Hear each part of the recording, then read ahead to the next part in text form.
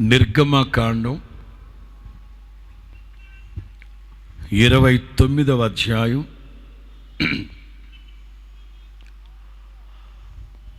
42వ వాక్యం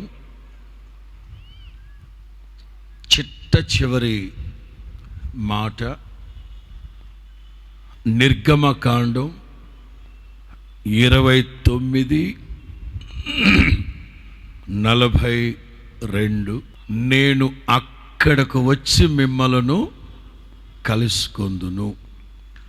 నిర్గమకాండం 29:42 చివరి పదం.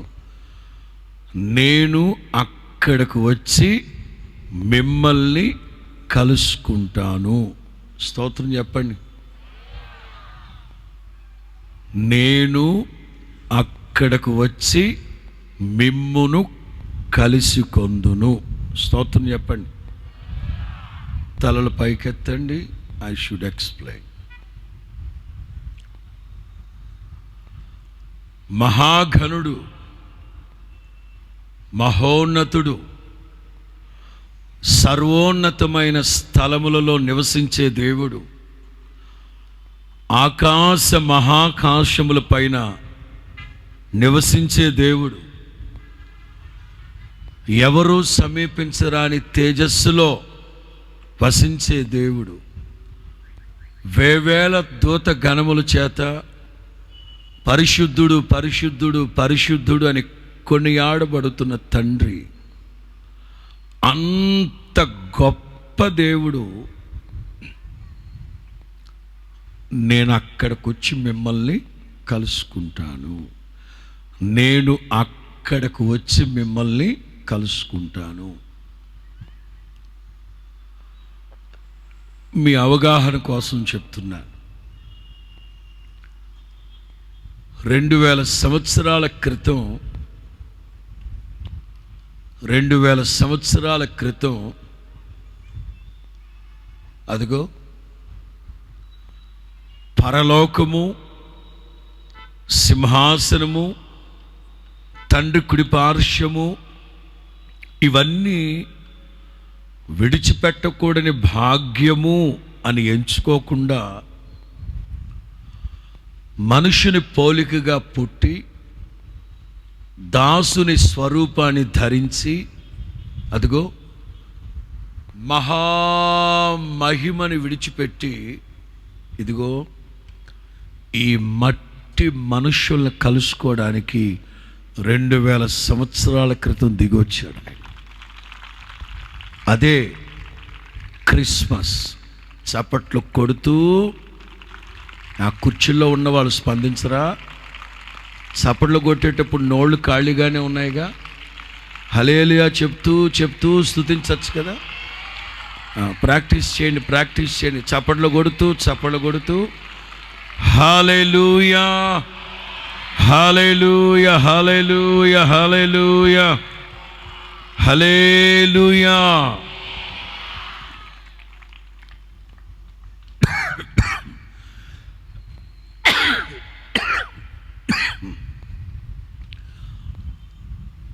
పరలోకము, సింహాసనము అవి విడిచిపెట్టకూడని భాగ్యము అని ఎంచుకోకుండా మట్టి మనుషుల్ని కలుసుకోవడానికి దిగొచ్చేసారు ఆయన.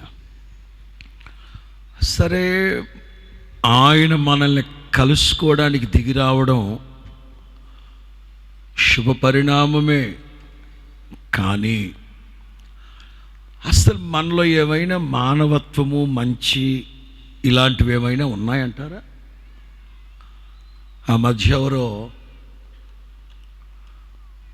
ఒక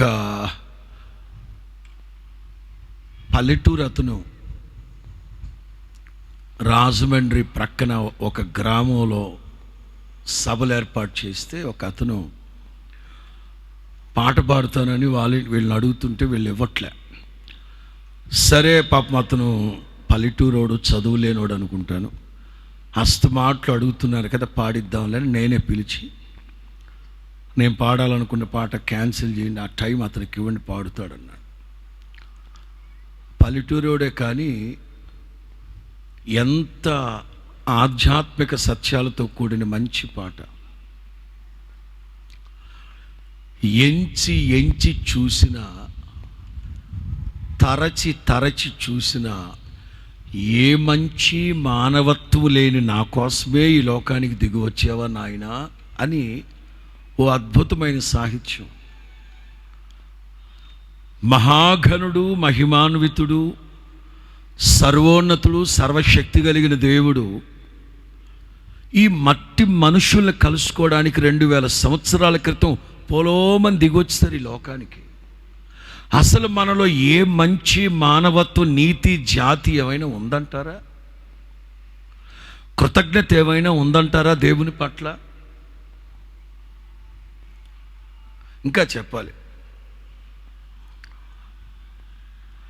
మహాఘనుడైన దేవుడు దిగొస్తాను అంటే వద్దండి బాబాయ్ మేమే అక్కడికి వస్తాం అనాలి. ఇప్పుడే కారు దిగిన వెంటనే మంత్రాలయం నుంచి ఓ 30 మంది వచ్చున్నారు. ఇక్కడ మంత్రాలయం నుంచి ఓ 30 మంది. వాళ్ళు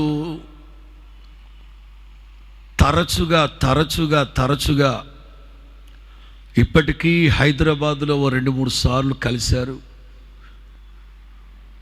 వచ్చే ఏడాది జనవరి నెలలో సంక్రాంతికి ముందు వాళ్ళ ఊరిలో సభలు పెట్టాలని, రాజమండ్రి వస్తాం మేము 30 మంది, రాజమండ్రి వస్తాం మీతో మాట్లాడాలి. నేను అంటాను, ఎందుకండి ఛార్జీలు దండగా, నేనే గుత్తి సభలకు నేనే వస్తున్నాను, అక్కడ కలవచ్చు కదంటే, లేదండి మేమే అక్కడికి వచ్చి కలుస్తాం. అరే నేను అక్కడికి వస్తున్నాను కదా, చెప్తే అర్థం కావట్లేదు మీకు, నేను వస్తున్నానన్నాను కదా అక్కడికి. కోప్పడేసరికి అసలు విషయం చెప్పారు. అంటే పెద్దోళ్ళు కదండి, మిమ్మల్ని ఇక్కడ కలవడం మంచిది కాదేమో, మేమే అక్కడికి వస్తాము అందుకని. ఎవడరా పెద్దోడు? ఈ చీడ్చి కొట్టి 50 ఏళ్ళు నాకు, నేనేం పెద్దోడురా? అంటే పెద్దోడు అంటే ఆ టైప్ పెద్దోడు కాదండి బాబా. అంటే మీరు ఆత్మీయంగా పెద్దోరు, క్రైస్తవ సమాజాన్ని ప్రభావితం చేస్తున్న ఒక సేవకులు కదా, ఆ కోణంలో చెప్తున్నాం. పెద్దోరు కదా, మేమే అక్కడికి వచ్చి కలిస్తే మంచిది కదా అని. కొంతమంది నన్ను అడుగుతారు, అయ్యగారు రాజమండ్రిలో మిమ్మల్ని కలవాలనుకుంటున్నాం, అపాయింట్మెంట్ కావాలి. ఏం కావాలట? అపాయింట్మెంటా? దేనికి? అదే మీరు పెద్దోళ్ళు కదా, మిమ్మల్ని కలవాలని. మరలా ఆ మాట అన్నాడు. అంటే మిమ్మల్ని కలవాలంటే అపాయింట్మెంట్ ఉంటుంది కదా, అపాయింట్మెంట్ లేదు, ఆయింట్మెంటు లేదు. పెళ్ళి పేరంటూ లేని సన్యాసులురా, మందిరంలోనే పడి ఉంటాం. ఎనీ టైం, ఏ సమయంలో దేవుని బిడ్డలు వచ్చినా క్షణాల మీద వచ్చి వాళ్ళకి ప్రార్థన చేసి పంపిస్తాం. మాకేమి అపార్ట్మెంట్లు ఉండవు, ఆస్తిపాస్తులు ఉండవు, బిల్డింగులు ఉండవు, విల్లాలు ఉండవు. పెళ్ళి పేరెంట్లు లేని సన్యాసులమే ఆ మందిరంలో పడి ఉంటాం. ఎప్పుడు వచ్చినా ప్రార్థన చేసి పంపిస్తాం. అంటే పెద్దోరు కదా, అంటే అపాయింట్మెంటు. అంటే మేమే మిమ్మల్ని, అంటే నేను అనేది ఏంటంటే, ఒక సేవకుణ్ణి గౌరవిస్తూ నేనే గుత్తిలో మిమ్మల్ని కలుస్తాను కదంటే, అంటే మేమే రాజమండ్రి పెద్ద. అంటే ఒక సేవకుడి దగ్గరే ఇంత గౌరవము, ఇంత వినయం ఉంటే, యేసయ్య అంటారు, దేవుడు అంటారు, నేను అక్కడికి వచ్చి మిమ్మల్ని కలుసుకుంటాను. ఎక్కడ? గుత్తి నడిబొడ్డులో ఉన్న ఈ గ్రౌండ్లో వచ్చి మిమ్మల్ని కలుసుకుంటాను. నేను నిశ్చయముగా నా ప్రభు మనల్ని కలుసుకోవడానికి రాత్రి మహామహిమతో దిగొచ్చారు. ఈ రాత్రి హల్లెలూయా.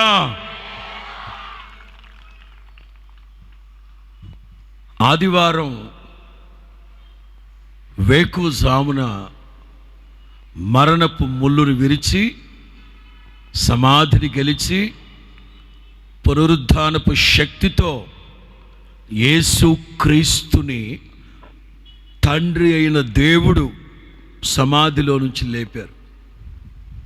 లేపారు. అదిగో శిష్యులు, యేసు ప్రభు శిష్యులు సమాధి దగ్గరకు వస్తూ ఉంటే యేసు ప్రభు వాళ్ళని చూసి, ఛీ నమ్మక ద్రోహులారా, గురువారం రాత్రి గెత్సెమనే తోటలో నన్ను పట్టుకుంటే ఎక్కడోళ్ళు అక్కడ నన్ను ఒంటరిని చేసి వెళ్ళిపోతారా మీకు? ఛీ కృతజ్ఞత లేని ఘాతుకులారా. మాట్లాడకూడదు వీళ్ళతో. నన్ను ఇటు తిరుక్కున్నాడా, ఇలా తిరిగి కూర్చున్నాడా? కాదే. శిష్యులు వస్తూ ఉంటే యేసు తానే వారిని ఎదుర్కొని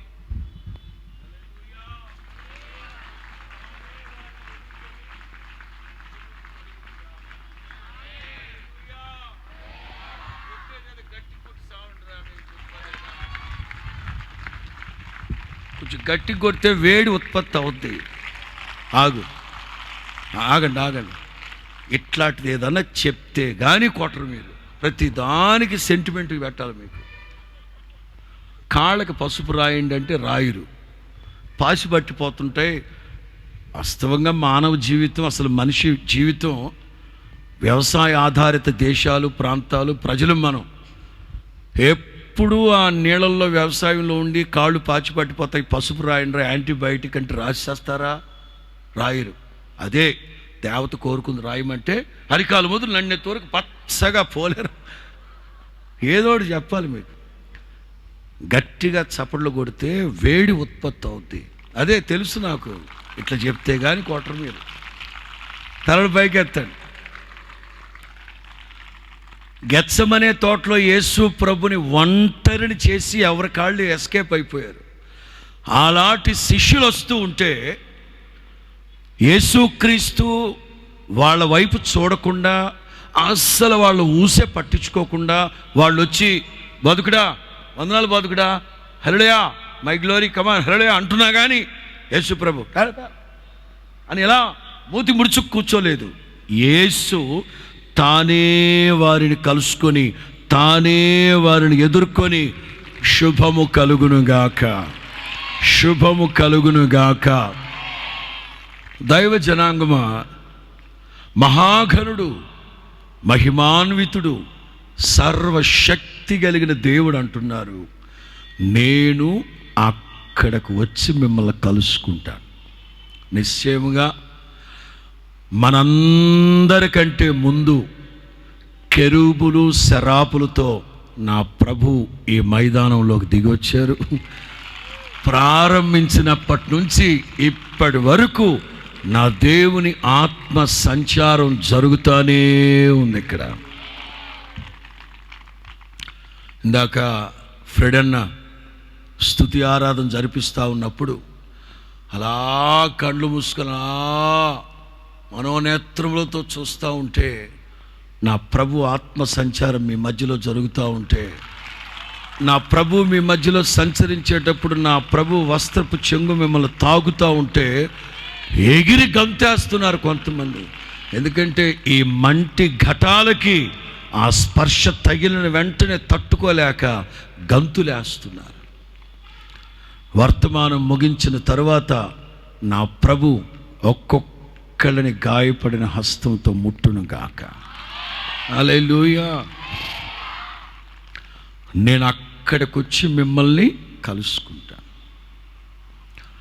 మీరు ఈ రాత్రికి కానీ రేపు కానీ ఈ వాక్య భాగం కాస్త పైనుంచి చదువుకుంటూ వస్తే ఎక్కడికి వచ్చి కలుసుకుంటారు, ఏ అనుభవాలు ఉంటే ప్రభు వచ్చి కలుసుకుంటారు అంటే తల పైకెత్తి నేను చెప్తాను. ఏ ఇంట ఉదయకాల స్తుతి నైవేద్యం, సాయంకాల స్తుతి నైవేద్యం ఉంటుందో అక్కడికి వచ్చి కలుసుకుంటాడట. ఆ స్తుతి నైవేద్యము కూడా దేవునికి ఇంపైన సువాసన లేక ఉదయ సంధ్యలు జరిగే స్తుతి నైవేద్యం ఆయన పరిమళ ధూపముగా అంగీకరించి ఇంపైన సువాసన ఎక్కడుంటుందో అక్కడకు వచ్చి నేను మిమ్మల్ని కలుసుకుంటాను. చెప్పండి, ఏ సువాసన? చనార్బాయ్, కంపైన సువాసన కాదు. ఏ సువాసన? ఇంపైన సువాసన. ఇంపైన సువాసన. ఉదయకాలం, సాయంకాలం. ఉదయకాల స్తుతి నైవేద్యం, సాయంకాల స్తుతి నైవేద్యం ఏ ఇంట ఉంటుందో అక్కడికి వచ్చి కలుసుకుంటారు. క్రైస్తవ కుటుంబాలని తెగించే ఈ ప్రశ్న వేస్తున్నాను. మీ ఇంట వేకుజామున అలాగే సాయంకాలం మీ ఇంట్లో వేకువ స్తోత్ర ప్రార్థన, సాయంకాలం స్తుతి నైవేద్యం, కుటుంబ ప్రార్థన జరుగుతున్నాయా? మీ ఇంట్లో జరుగుతున్నాయా? దైవ ప్రసన్నత, దేవుని నడిపింపు, దైవ ఆలోచన మీ ఇంట, మీ కుటుంబంలో జరగకపోవడానికి కారణం ఏంటంటే దైవ సన్నిధి లేకపోవడం. ఏ ఇంట్లో అయితే ఉదయకాల స్తుతి నైవేద్యం ఉంటుందో వేకువ లేవగానే ప్రభువుకి ప్రీతికరమైన కీర్తన పాడి చక్కగా ప్రార్థన చేసి బైబిల్ చదువుతారు వేకువనే. అలాగే సాయంకాలం భోజనానికి ముందు కుటుంబ సభ్యులందరూ కూర్చొని ఓ పాట పాడుకొని అందరు కలిసి వాక్యం చదువుకొని ప్రార్థన చేసుకుంటారో నిశ్చయముగా అక్కడికి వచ్చిన ప్రభు మిమ్మల్ని కలుసుకొనుగాక. ఇక మీదటైనా ప్రతి ఇంట్లో, పాస్టర్ గారు నేనొక్కతినే ప్రభువు నమ్ముకున్నాను, మా అమ్మాయే ప్రభువు నమ్ముకుంది, మా ఆయన తిరిగిపోతాడు, తాగుపోతాడు, పర్లేదు, ఆడి మానాన్ని ఆడు పడుకొని మీ ఇద్దరైనా లేచి ఉదయాన్నే ఓ పాట పాడి వాక్యం చదువుకొని స్తోత్రాలు చెప్పి ప్రార్థన చేసుకొని సాయంకాలం భోజనానికి ముందు ఓ పాట పాడి ప్రార్థన చేసుకోండి. నా దేవుని యొక్క సన్నిధి, దైవ ప్రసన్నత మీ ఇంట నిలిచి ఉండును గాక. నేను వచ్చి కలుసుకుంటాను.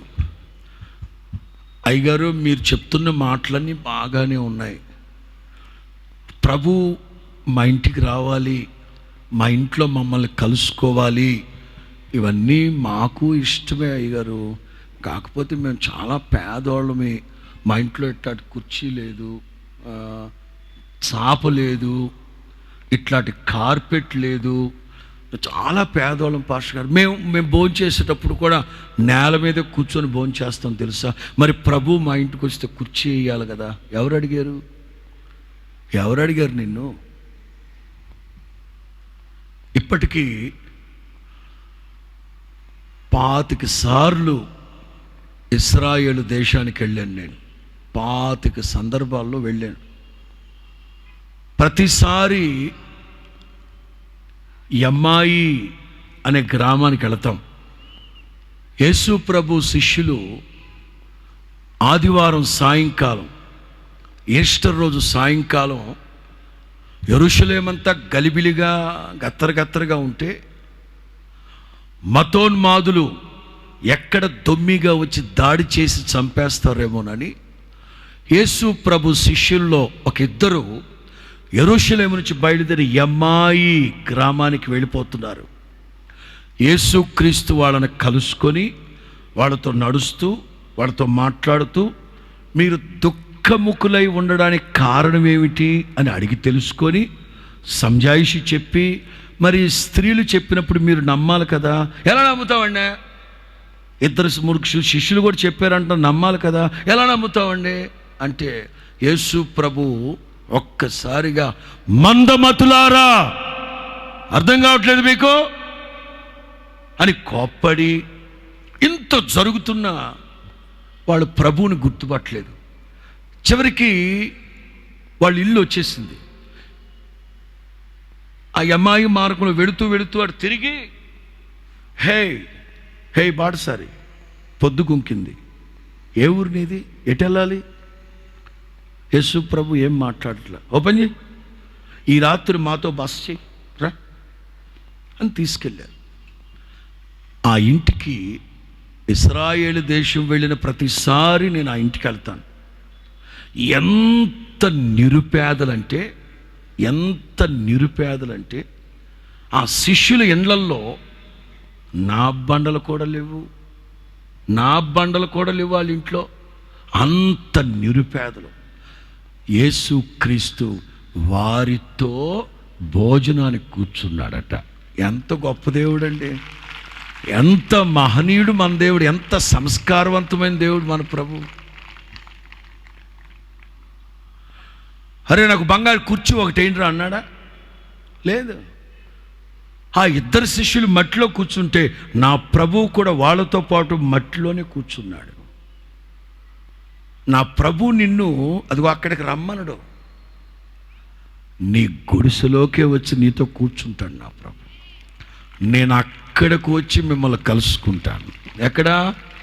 ఎక్కడా ఏమ్మ ముసలమ్మ మీది ఒంటినెట్టాడిల్లా, మీ ఇంట్లో నా బండ్లు కూడా లేవా? యేసు ప్రభు వస్తే కూర్చోబెట్టడానికి చాప కూడా లేదా మీ ఇంట్లో?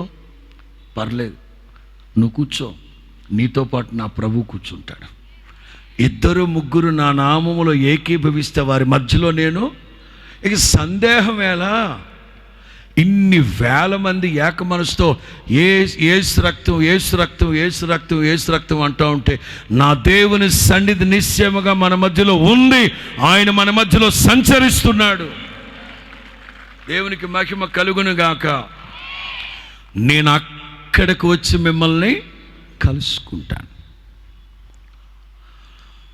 కలుసుకుంటాను అంటున్నారు కదా. కలుసుకున్నాక వాట్ నెక్స్ట్? ఏం చేస్తారు? 3 మాటలు చెప్తాను. సమయం అనుకూలించి పరిశుద్ధాత్ముడు అవకాశం ఇస్తే ఇంకొక మాట కూడా పొడిగిస్తా. ఇవాళ తారీఖు ఎంత? 19. 20లోకైతే మిమ్మల్ని వెళ్ళనివ్వను, కానీ 19 ముగిస్తాను. మరి ఎంత గొప్ప కార్యాన్ని చేసిన ప్రభువుకి ఏమిచ్చి రుణం తీర్చుకోగలని చెప్పండి. ఆకాశం వైపు ప్రభు ఆశ్చర్యకరమైన హస్తాన్ని చాపేస్తున్నాడు. అట్లాగా హల్లెలూయా. గమ్మత్ ఏంటో తెలుసా? మరలా మధ్యలో ఒకసారి వస్తాడు.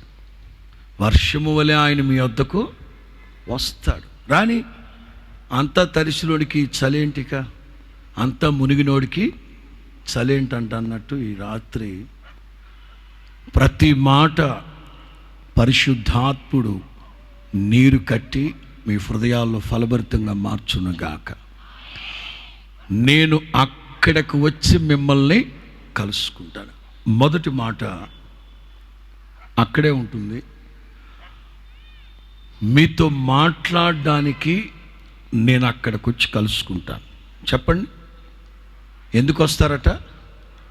ఎందుకు వచ్చి కలుసుకుంటారట? చెప్పాలి, అందరూ స్పందించాలి. నేను అక్కడికి వచ్చి మిమ్మల్ని కలుసుకుంటాను. చెప్పండి, ఎందుకట? మాట్లాడడానికి. నాకు అదే సందేహం. ఆయనకు మనకు ఏం మాటలుంటాయి? ఆయనకు మనకు ఏం మాటలుంటాయి? ఆయన మాట్లాడడానికి వచ్చినప్పుడు మాట్లాడాలి. ఉదాహరణ చెప్పనా? ఈ రాత్రి ఇంచుమించు 2:30 గంట, ఈ రాత్రి 2:30 గంట ప్రభు మీతో మాట్లాడునుగాక. మాట్లాడి ముగించాక దయచేసి అందరు లేచి నిలవబడండి, ప్రార్థన చేసుకుందాం అంటామే చివరిలో. అప్పుడు మీరు ప్రభుతో మాట్లాడాలి. ప్రార్థన చేసుకుందాం అంటే అర్థం ఏంటో తెలుసా? ఇంతవరకు ప్రభు మీతో మాట్లాడారు.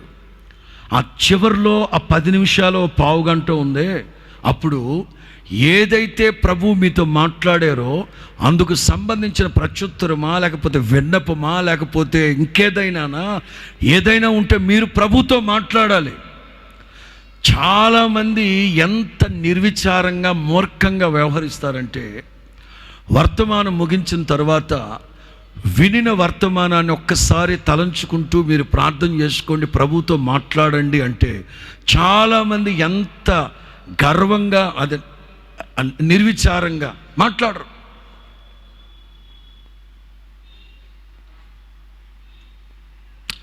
ఈ స్టేజ్ మీద నడిపిస్తున్న సేవకులేమో ప్రభుతో మాట్లాడండి, ప్రభు వెళ్ళిపోబోతున్నారు, ప్రభు మన మధ్యలో నుంచి ప్రలోకానికి వెళ్ళిపోతారు, ఆయన మనల్ని వదిలిపెట్టి వెళ్ళక మునిపే యెహోవా సమీపముగా ఉండగానే ఆయనను వేడుకోండి, ప్రార్థన చేయండి అని ఎంత చెప్తున్నా ఏమాత్రం మాట్లాడకుండా మౌనంగా దిష్టి బొమ్మలాగా దిమ్మల్లాగా నుంచొని ఉంటారు. తప్పది. నేను మీతో మాట్లాడడం కోసమే నేను మిమ్మల్ని అక్కడికి వచ్చి కలుసుకుంటాను. ఫస్ట్ ఆఫ్ ఆల్ మన దేవుడు ఎవరో తెలుసా మీకు ఆ పాట? మాట్లాడే దేవుడవు నీవు, మాట్లాడని రాయో. ఎత్తేదేదో గట్టిగా ఎత్తండి, మొక్కుతూ మూలుగుతూ కాదు, ఎత్తితే గట్టిగా ఎత్తాలి. ఎరికో గోడలు కోల్చడానికి, పాటలు పాడడానికి మిమ్మల్ని తీసుకెళ్లాల్సింది. ఈ కూని రాగాలకు ఆ గోతులు మేంబడి వచ్చేవాడు. అయితే మాట్లాడే దేవుడవు నీవు, మాట్లాడని రాయో. వద్దురే స్టడీ, జస్ట్ మీకు కిక్ అంతే. వర్షం వచ్చేలోపు చెప్పాలనుకున్నవని చెప్పాలి నేను, అందుకని రైట్. ఫస్ట్ ఆఫ్ ఆల్ ఆయన మాట్లాడే దేవుడు. స్పష్టంగా మీకు తెలియాలంటే కొంచెం ఫ్యామిలీ ఎంటర్టైన్మెంట్ కలుపుతూ మాట్లాడతాను. అబ్రహాం వచ్చారు ఇంటికి, శారమ్మ అడుగుతా ఉంది, యజమానుడా ఏంటి ఇంత ఆలస్యమైంది? శారమ్మ, ఇంతవరకు యెహోవా నాతో మాట్లాడి అదిగో ఆయన అలా వెళ్ళాడు, నేను ఇలా వచ్చాను. మీకు అర్థమవుతుందా? శారమ్మ, ఇంతవరకు యెహోవా నాతో మాట్లాడి ఆయన అలా వెళ్ళారు, నేను ఇంతసేపా?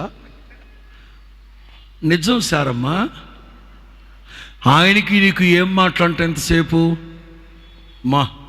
ఈ ఆడోళ్ళు సిబిఐ కంటే డేంజర్ అబ్బా అంటే ఇటు గుచ్చి అడిగేవాళ్ళు, అందరు కాదు సుమా. శారమ్మ, ఆయన ఇంతవరకు నాతో మాట్లాడాడు శారమ్మ, ఇంతసేపు ఏం మాటలు? ఆయనతో మాట్లాడావా, దాంతో ఏమన్నా కళ్ళు పోతాయి శారమ్మ. దాంతో అంటే పిన్ని, నీకు తెలుసు శారమ్మ. ఇదిగో నువ్వు ఎంతగా గుచ్చి అడుగుతున్నావు నాకు చెప్తున్నా. సొదొమ గొమొర సంగతి దేవుడు మాట్లాడితే నేను ప్రార్థన చేయడం, ఆయన వద్దండు, నేను ఇది ఇంతసేపు యెహోవా నాతో అద్భుతం కాదా? ఇంతసేపు యెహోవా నాతో మాట్లాడాడు. ఒక 40 ఏళ్ల క్రితం, 40 కాదు కానీ 40 ఏళ్ల క్రితం, 80s, యేసన్న గారు సేవ ప్రారంభించిన ఆ రోజుల్లో 80sలో గ్రామాల్లో సభలు కదండి. యేసన్న గారు ఒకడు కూర్చొని ఉన్నారు, సభ జరుగుతూ ఉంది, పాటలు పాడుతున్నారు. అందరూ ఆత్మలో నింపబడి పాటలు పాడుకుంటూ ఈలోగా ఒక 10 మంది ఒక కాళ్ళు చేతులు వంకరగా ఉండి కొంచెం మూతి పక్కకు పోయిన ఒకడిని తీసుకొచ్చారు యేసన్న గారి దగ్గరికి. యేసన్న గారు, ఇది ప్రార్థన చేయండి. బాబు, ఇప్పుడు ప్రార్థన చేయడం కాదు, మొదట వాక్యం వినండి. నేను కాదు కదా బాగు చేసేది, నేను కాదు కదా బాగు చేసేది. యేసు క్రీస్తు నామములో చేతులుంచి ప్రార్థన చేయడం వరకే మా వంతు. స్వస్థపరచడం ఎవరి వంతు? Very simple. ప్రభు మాతో చెప్పింది ఏంటంటే, నా నామం పేరట ప్రార్థన చేయండి, నా నామం పేరట బాగు చేసే బాధ్యత అయింది. ఆయన మొదటి వాక్యం వినమనయ్యా అంటే, యేసన్న గారు మాది వేరే గ్రామం, సభ ముగించేసరికి ఆలస్యం అయిపోద్ది, లాస్ట్ బస్ కూడా ఈ రోడ్లో వెళ్ళిపోద్ది, అందుకని ముందుగానే ప్రార్థన చేస్తే కొంచెం కాసేపు ఉండి వెళ్ళిపోతామండి మేము. బాబు ప్లీజ్ అండి ప్లీజ్ అని. సరే పాపం యేసన్న గారు అతని దగ్గరికి తెచ్చుకొని ప్రార్థన చేసి పంపించేస్తుంటే బాగుండేది. ఆయన ఏమన్నాడు, బాయ్ అంటే 25 ఏళ్ల కుర్రాడు కొంచెం కాళ్ళు చేతులు, అబ్బాయ్ దేనికోసం ప్రార్థన చేయమంటావు? ఆడు చెప్తున్నాం కదండి, ఆడికి నోరుమేంట్రా మీరు, వాడిని అడుగుతున్నానుగా, నాయనా దేనికోసం ప్రార్థన చేయమంటావు? దేనికోసం అంటేనండి, ఆడు స్టేజ్ మీదకు చూపెట్టి అయ్యగారు వాళ్ళు పాట పాడుతూ మధ్యలో ఏదో మాట్లాడుతున్నారు కదా, ఆ జనం కూడా ఏదో మాట్లాడుతున్నారు కదా, అదేంటి అని అడిగాడు. అది భాషలతో మాట్లాడేవాడు దేవునితో, చెప్పండి, భాషలతో మాట్లాడేవాడు ఎవరితో మాట్లాడుతున్నట్టు? యేసు రక్తమే జయం. తుమ్ముతున్నాడు, దగ్గుతున్నాడు, త్వరగా ముగించేస్తాడు అనుకుంటున్నారా?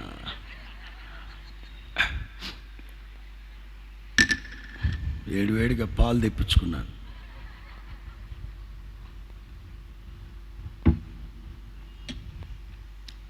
అరే అది భాషలతో మాట్లాడడం దేవునితో. ఆడన్నాడంట, అది కావాలి నాకు, ఆ వరం కావాలి. మరి ఇళ్ళేమో నీ కాళ్ళు చేతులు బాగా రావాలంటున్నారు కదంటే, ఆ కాళ్ళు చేతులు లేకపోయినా పర్లేదండి, లేకపోయినా పర్లేదండి, నాకు కావాలి. యేసన్న గారు ప్రార్థన చేసేసి వచ్చి వాళ్ళు అక్కడ కూర్చున్నా. యేసన్న గారు రావడం నా అతిశయము నీవే, నా ఆనందము నీవే అని స్తుతి ఆరాధన చేస్తూ మంచి మంటలు మండుతున్నాయి. చెమటలు పట్టేసరికి కచ్చిప్తో తుడుచుకుంటూ చూస్తే ఆడు ఆ కుంటికాడతోనే ఆత్మలో నింపబడి భాషలు మాట్లాడుతూ ఎగురుకుంటూ వచ్చాయి. కాళ్ళు లేకపోయినా, చేతులు లేకపోయినా, కాళ్ళు కొంకిర్లు పోయినా నాకు పర్లేదు, కానీ దేవునితో మాట్లాడే ఒక అనుభవం నాకు కావాలి. శారమ్మ అడుగుతుంది, ఎందుకు ఇంత ఆలస్యమైంది? దేవునితో మాట్లాడుతూ ఉన్నాను. ఇక మనం అది చూస్తే ఇస్సాకుతో మాట్లాడారు, యాకోబుతో మాట్లాడారు, మనం చూస్తాం. మనం ఆరాధిస్తూ ఉన్న దేవుడు మాట్లాడే దేవుడు. ఎలా మాట్లాడతారు? ఎలా ఉంటుంది ఆయన మాట? చాలామందికి దేవుడు మాట్లాడారంటే ఎట్లుంటే వాళ్ళు నమ్ముతారో చెప్పనా? In the beginning God created heaven and earth. ఇట్లా మాట్లాడితే మా ప్రభు మాట్లాడారు బాబా.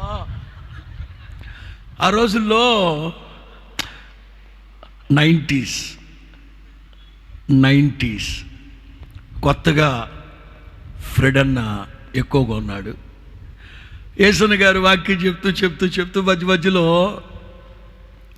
అమ్మలారా నా కోసం ఏడవకండి, మీకోసం మీ పిల్లల కోసం ఏడవండి అని అట్లా మాట్లాడు. కోటమైపోయిన తర్వాత ఉంటారుగా నాశనం చేసే స్త్రీల సమాజం.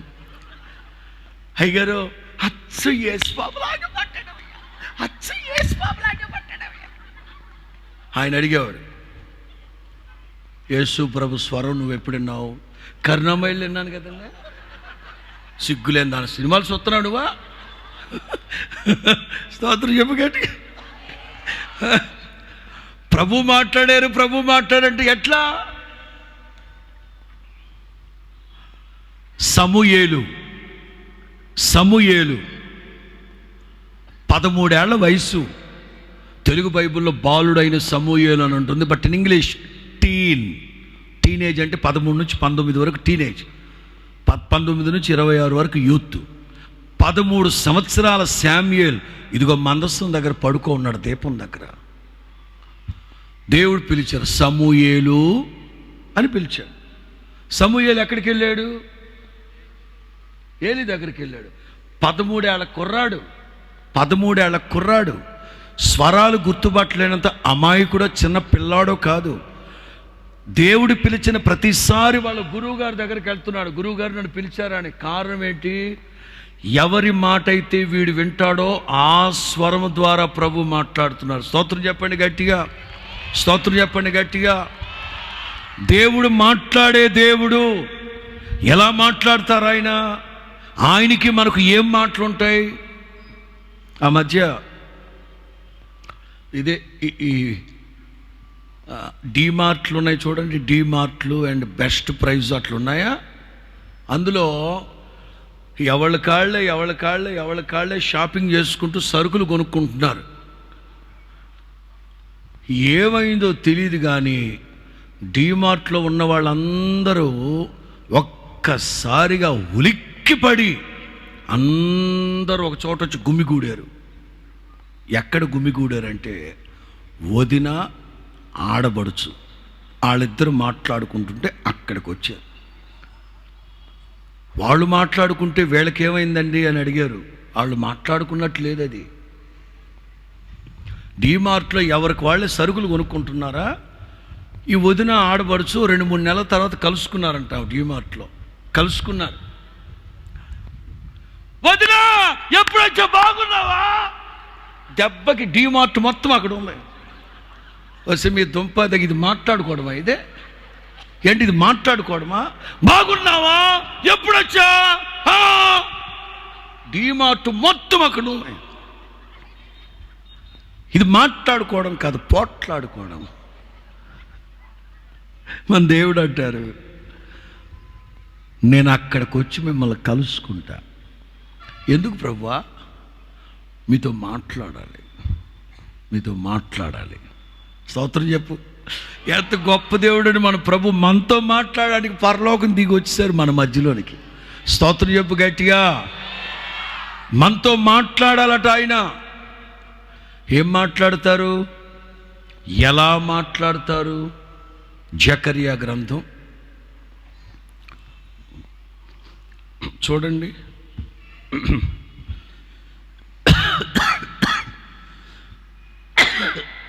జకర్యా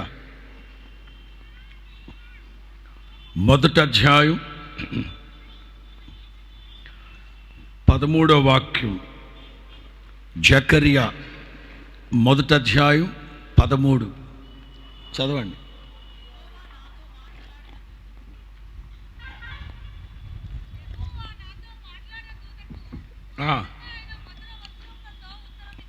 ఎట్లా మాట్లాడతాడు దేవుడు? ఆదరణకరమైన మధురమైన వచనములతో దేవుడు మనతో మాట్లాడడానికి వస్తారట. మనల్ని కలుసుకుంటారట. కలుసుకొని ఎలా మాట్లాడతారంటే ఆదరణకరమైన మధుర వచనములతో ప్రత్యుత్తరం ఇచ్చాను. దైవ జనాంగమా, మనుషుల మాటలు స్వల్ప సమయమే మనకు ఆదరణ, ఓదార్పుని కలుగు చేస్తుంది. ఇవాళే వారం సోమవారం రోజున, మొన్న 4 రోజుల క్రితం సోమవారం నెల్లూరు వెళ్ళాం. రమేష్ పాస్టర్ వాళ్ళ నాన్నగారి ఆదరణ కూడిక. ఆ ఆదరణ కూడికలో చెప్తూ పౌలు అంటారు తెస్సలోనిక పత్రికలో, ఈ మాటల చేత మీరు ఒకరిని ఒకరు ఆదరించుకోండి. ఏ మాటలు? సేవకుల మాటలు, మనుషుల మాటలు, నచ్చిన వాళ్ళ మాటలు, బంధువుల మాటలు, ప్రేమించిన వాళ్ళ మాటలు, నీకోసం నా ప్రాణమైన త్యాగం చేస్తానంటారు. ఇట్లాంటి వాళ్ళ మాటలన్నీ కొంతవరకే, కొంత మట్టుకే. కానీ నా దేవుని మాటలు ఆదరణకరమైన మధురమైన మాటలు. హన్న భర్తున్నాడే పెద్ద మాటల మరాఠీగాడు, మాటలతో మాయ చేసేస్తాడు, కట్టి పడేస్తాడు హన్నాని. భర్త ఏమో మాయగాడు, మాటల మరాఠీ. ఈ పినిన్న ఏమో సుప్నాద్ది, అస్తమాటు దెప్పి పొడిచి మాట్లాడుతూనే ఉంటుంది. హన్న ప్రాణం విసిగిపోతుంది. ఇన్ని బాధల మధ్యలో, కుటుంబ సమస్యల మధ్యలో ఓదార్పు లేక, నెమ్మది లేక, కట్టుకున్నాడో ప్రక్కన, సవతో ప్రక్కన ఇట్లా బాధ పెడుతూ ఉంటే దేవుని మందిరానికి వెళ్ళింది. దేవుని మందిరానికి వెళ్ళి ఆ సేవకుడు ఆదరించాడంటేనా? అన్నాను చూశాడు. బాయ్ ఏడు తాగేసి వచ్చేవేటే, ఊగుతున్నావు ముందుకు వెనక్కే, తాగేసి వచ్చావా? తాగుడు అలవాటు ఉందా నీకు? చూడండి, ఆదరించాల్సిన సేవకుడు కూడా తాగేసి వచ్చావా, నీకు తాగుడు అలవాటు ఉందా అని అడిగితే ఇక ఎక్కడికి వెళ్తుంది ఆవిడ? ఇక ఆదరణ ఎక్కడా? ఓ ప్రక్కన అలల చేత కొట్టబడుతూ, గాలి వానల చేత తరమబడుతూ, భీకర తుఫాన్లో ప్రక్కన, హోరు గాలులో ప్రక్కన, గాలి వానల చేత కొట్టబడుతూ అలల చేత కొట్టబడుతూ, ఆలస్య ఉన్నదానా, నీలాంజనములతో నీ పునాదులను నేను. దైవజనాంగమా, ఒకవేళ ఆదరణ లేక, మంచిగా మాట్లాడి నీకు ప్రత్యుత్తరం ఇచ్చేవాళ్ళు లేక, గుండె కోతకు గురై బాధపడుతున్నారేమో, ఈ రాత్రి మిమ్మల్ని కలుసుకోవడానికే నా ప్రభు ఇక్కడికి వచ్చారు. ఆదరణకరమైన మధురమైన మాటలతో మీ హృదయాలను ధైర్యపరిచి తృప్తిపరచునుగాక. నా మాట, దేవుని మాటల చేత మీ హృదయాలు తెప్పరిల్లునుగాక. హల్లెలూయా. ఆదరణకరమైన మధురమైన మాటలు. ప్రియులారా, లోకంలో ఎక్కడ నెమ్మది లేదు, ఆదరణ లేదు, సమాధానం లేదు దేవుని సన్నిధిలో తప్ప. నేను చాలాసార్లు చెప్తా ఉంటాను, మీరు వినుంటారు ఒకవేళ లైవ్లో. ఒకరోజు నేను గదిలో కూర్చొని వర్తమానం రాసుకుంటున్నాను. బ్రదర్ వచ్చి, అన్న ఎవరో ఒక 13 వచ్చారు, 2 ఇన్నోవా కార్లు వేసుకొచ్చారు, అందరు ఆడవాళ్ళేను. కూర్చోమనరా, నేను మెసేజ్ రాసుకుంటున్నాను, కొంచెం 2 పాయింట్లు అన్నవాళ్ళు అన్యజనులు ఉన్నట్టున్నారు, ఇంతంత పెద్ద బొట్లు ఇవన్నీ చేసుకొని ఉన్నారు అన్నాడు. అరే అవునా, అయితేనే నేను మా పక్కన పెట్టేసి మందిరంలోకి వచ్చాను. ఓ 13 ఉన్నారు, పెద్దోళ్ళు, ఆడవాళ్ళు, యవనస్తులైన ఆడపిల్లలు, అందరూ ఆడవాళ్ళే, 2-3 చిన్న మగపిల్లలు. వాళ్ళు ఒక్కొక్కరు నాకు అర్థమైంది ఏంటంటే, ఒక 4 కుటుంబాలు, ఆ వచ్చిన వాళ్ళందరూ కలిస్తే ఒక 4 కుటుంబాలు, గొప్పింటోళ్ళు, ఉన్నతమైన కులాల్లో ఉన్నాడు. ఎవరికి వాళ్ళే కాగితం మీద వాళ్ళ ప్రార్థన విన్నపాలన్నీ రాసి ఎవరికి వాళ్ళు ఇచ్చారు. నేను కూడా ప్రార్థన చేశాను, మంచినీళ్ళు ఇచ్చి తాగారు, బయలుదేరు. నాకెందుకో సందేహం వచ్చింది. చూస్తే అన్ని జనులు, అగ్రకులం, గొప్పింటోళ్ళు 2 కార్లు వేసుకొచ్చారు. అసలు ఈ హోసన్నా మందిరానికి వెళ్ళమని వీళ్ళకి ఎవరు చెప్పారు? అసలు ఎట్లా నమ్మారు? ఎవరి మాట నమ్మి వచ్చారు వీళ్ళు ఇక్కడికి అని. అమ్మా, మీరేమనుకున్నట్టే ఒక చిన్న మాట అడగండి. హోసన్నా మందిరానికి వెళ్ళమని, సేవకులతో మీ సమస్యలు చెప్పి ప్రార్థన చేయించుకోమని, నా కోసం కానీ ఈ హోసన్నా మినిస్ట్రీస్ కోసం వీటి సంగతి ఎవరు చెప్పారమ్మా మీకు? అదండి, మా 4 ఇండ్లల్లో పాచి పని చేస్తుంది ఒక అమ్మాయి, మీ ప్రార్థనకు వచ్చే అమ్మాయి. ఆ అమ్మాయి చెప్తే వచ్చాం, నేను కావాలని రివర్స్ అడిగా. మీ 4 ఇండ్లల్లో పాచి పని చేసి బట్టలు ఉతికి వంట చేసి అమ్మాయి చెప్తే ఎట్లా నమ్మి మీరు ఇక్కడికి వచ్చేసారమ్మా అని ఎదురు తిరిగి అడిగా. అదండి, మేము కూడా అంత బేగ నమ్మలేదండి బాబా, మేము కూడా అంత త్వరగా నమ్మలేదండి. సంవత్సరం రోజులకు పైగా ఆ అమ్మాయి పద్ధతి, ఆ అమ్మాయిని గమనించి ఒకరోజు మేమే కూర్చోబెట్టి అడిగాం. అప్పుడు చెప్పింది ఆ అమ్మాయి. ఏం చెప్పింది? అసలు మీరేం అడిగారు అమ్మాయిని? మన ప్రార్థనకు వచ్చే ఒక సహోదరి ఆ 4 ఇండ్లల్లో పాచి పని చేస్తుంది, వంట చేస్తుంది, బట్టలు ఉతుకుతుంది, సంవత్సరం రోజులుగా పని చేస్తుందట. ఈ 4 కుటుంబాల్లో ఉన్న ఈ ఆడవాళ్ళు ఒకరోజు అంటే ఆ అమ్మాయిని గమనించారు. సంవత్సరం రోజులుగా వాళ్ళ ఇంట్లో పనిచేస్తూ ఏ రోజు బాధపడ్డట్టు కానీ, కష్టపడ్డట్టు కానీ, కన్నీరు గార్చినట్టు కానీ, విసుక్కున్నట్టు కానీ, ఏదో దుఃఖ సాగరంలో ఉన్నట్టు కానీ లేదట. ఆడుతూ పాడుతూ పని చేసుకొని సరదాగా వెళ్ళి వాళ్ళు ఇచ్చే డబ్బులు తీసుకొని వెళ్ళిపోవడం, వాళ్ళ దగ్గర ఎక్కువ అడగకుండా వాళ్ళు ఎంత ఇస్తే అంత తీసుకొని వెళ్ళిపోయి సంవత్సరం రోజులు హ్యాపీగా ఉందంట. అది చూసి ఈ 4 కుటుంబాల్లో ఉన్న ఆడవాళ్ళు కూర్చోబెట్టి, అమ్మాయి నీకు ఆర్థిక సమస్యలు లేవా? ఏమడుగుతున్నారమ్మా? ఆర్థిక సమస్యలు ఉండబట్టే కదా ఆత్మాభిమానాన్ని చంపుకుని మెన్నులో పాచి పని చేస్తున్నాను. కరెక్టే. మీ ఆయన నిన్ను పువ్వుల్లో పెట్టి చూసుకుంటాడా? లేదు. నేను కాకుండా మా ఆయనకి ఇంకొక 2 స్టెఫ్నీలు ఉన్నాయి. ఒకటి బ్రహ్మజముడు, ఒకటి నాగజముడు. వీడికి ఇంట్లో ఉన్న మల్లెపూలు నచ్చవు, వీడికి గజ్జి వచ్చి సావా.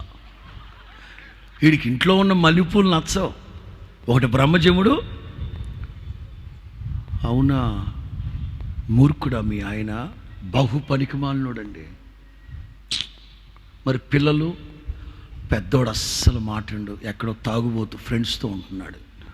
చిన్న కొడుకు, చిన్న కూతురు, నేను అద్దెంట్లో ఉంటున్నా. ఇన్ని బాధలు, ఇన్ని కష్టాల మధ్యలో ఎట్లా అమ్మాయి, ఎలా ఇట్లా ఉండగలుగుతున్నావు? ఎలా? మాకేమో అపార్ట్మెంట్ల మీద అపార్ట్మెంట్ ఉన్నాయి, ఎకరాల మీద ఎకరాలు ఉన్నాయి, ఓ బీరువా నిండా 7 వారాల నగలు ఉన్నాయి. మాకు నెమ్మది లేదు, సమాధానం, మా బతుకు చెడ, మేమేమి ఇట్లా చస్తుంటే నువ్వేమో హ్యాపీగా ఉన్నావు. వీటి కారణం ఏంటి?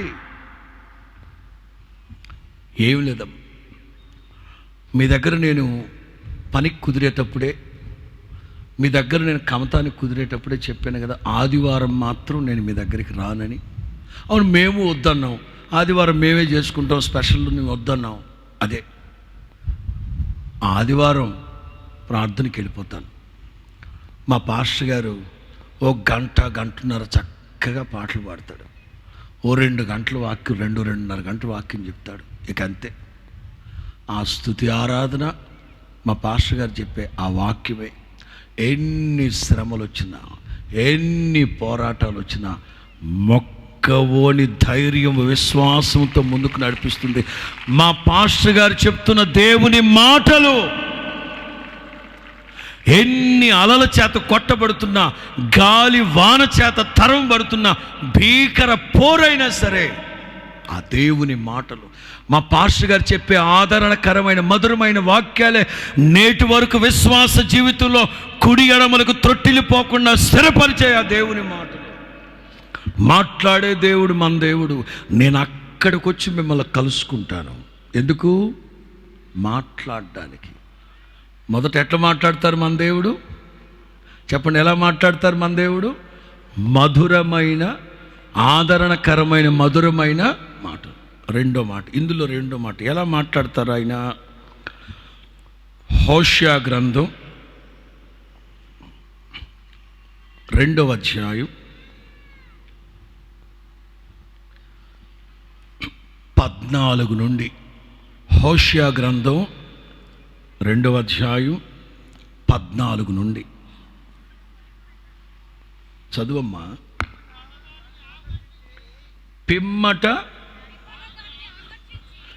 పిమ్మట దానిని ఆకర్షించి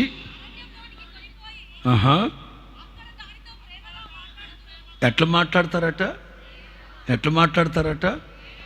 అందరూ స్పందించాలి. ఎలా మాట్లాడతారట? మాట్లాడి ఆహా ఆహా ఆహా అబ్బో, ఇవి చాలా ఉన్నాయిలేండి.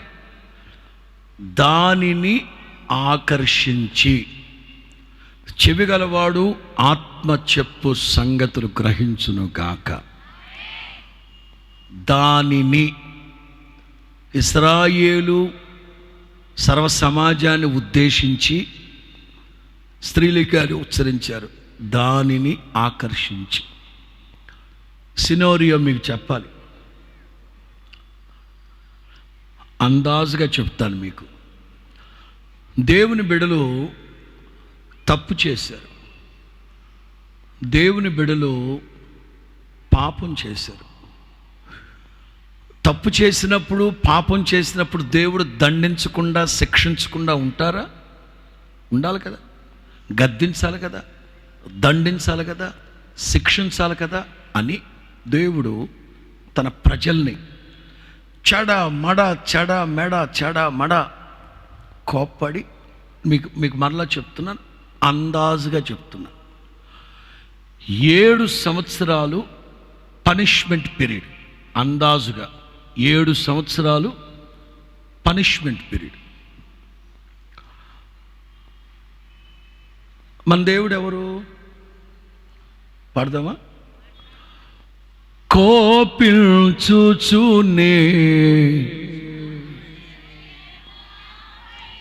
ఏండి, ఆ కుర్చీల్లో కూర్చున్న వాళ్ళు స్పందించరా సార్? కాస్త స్పందించండి అందరూ. ఆశ్రయ దుర్గమా నా యేసయ్యా, నవజీవన మార్గమునా నన్ను నడిపించుమా. పాడదాం. ఊహించలేనే నీ కృపలేని క్షణమును, కోపించుచునే వాత్సల్యము నాపై చూపినా. చెప్పండి, పనిష్మెంట్ ఎన్ని సంవత్సరాలు? గుడ్. పనిష్మెంట్ ఎన్ని సంవత్సరాలు? 7 సంవత్సరాలు పనిష్మెంట్. 4 ఏళ్ళు దాటాక నా బిడ్డలేగా మరలా వీళ్ళని ఆకర్షించి ఆశీర్వదిద్దామని తీసుకెళ్తున్నాడు. గొప్ప దేవుడు కదా. ఇప్పుడు అట్లా పనిష్మెంట్ ఇచ్చి మధ్యలో రమ్మంటే వస్తారా? మీకు అర్థమయ్యేటట్టు చెప్తా. రే ఆడే అమ్మా, ఆడే రారా, నీకు మంచి క్యారెక్టర్ ఇస్తాను, రారా.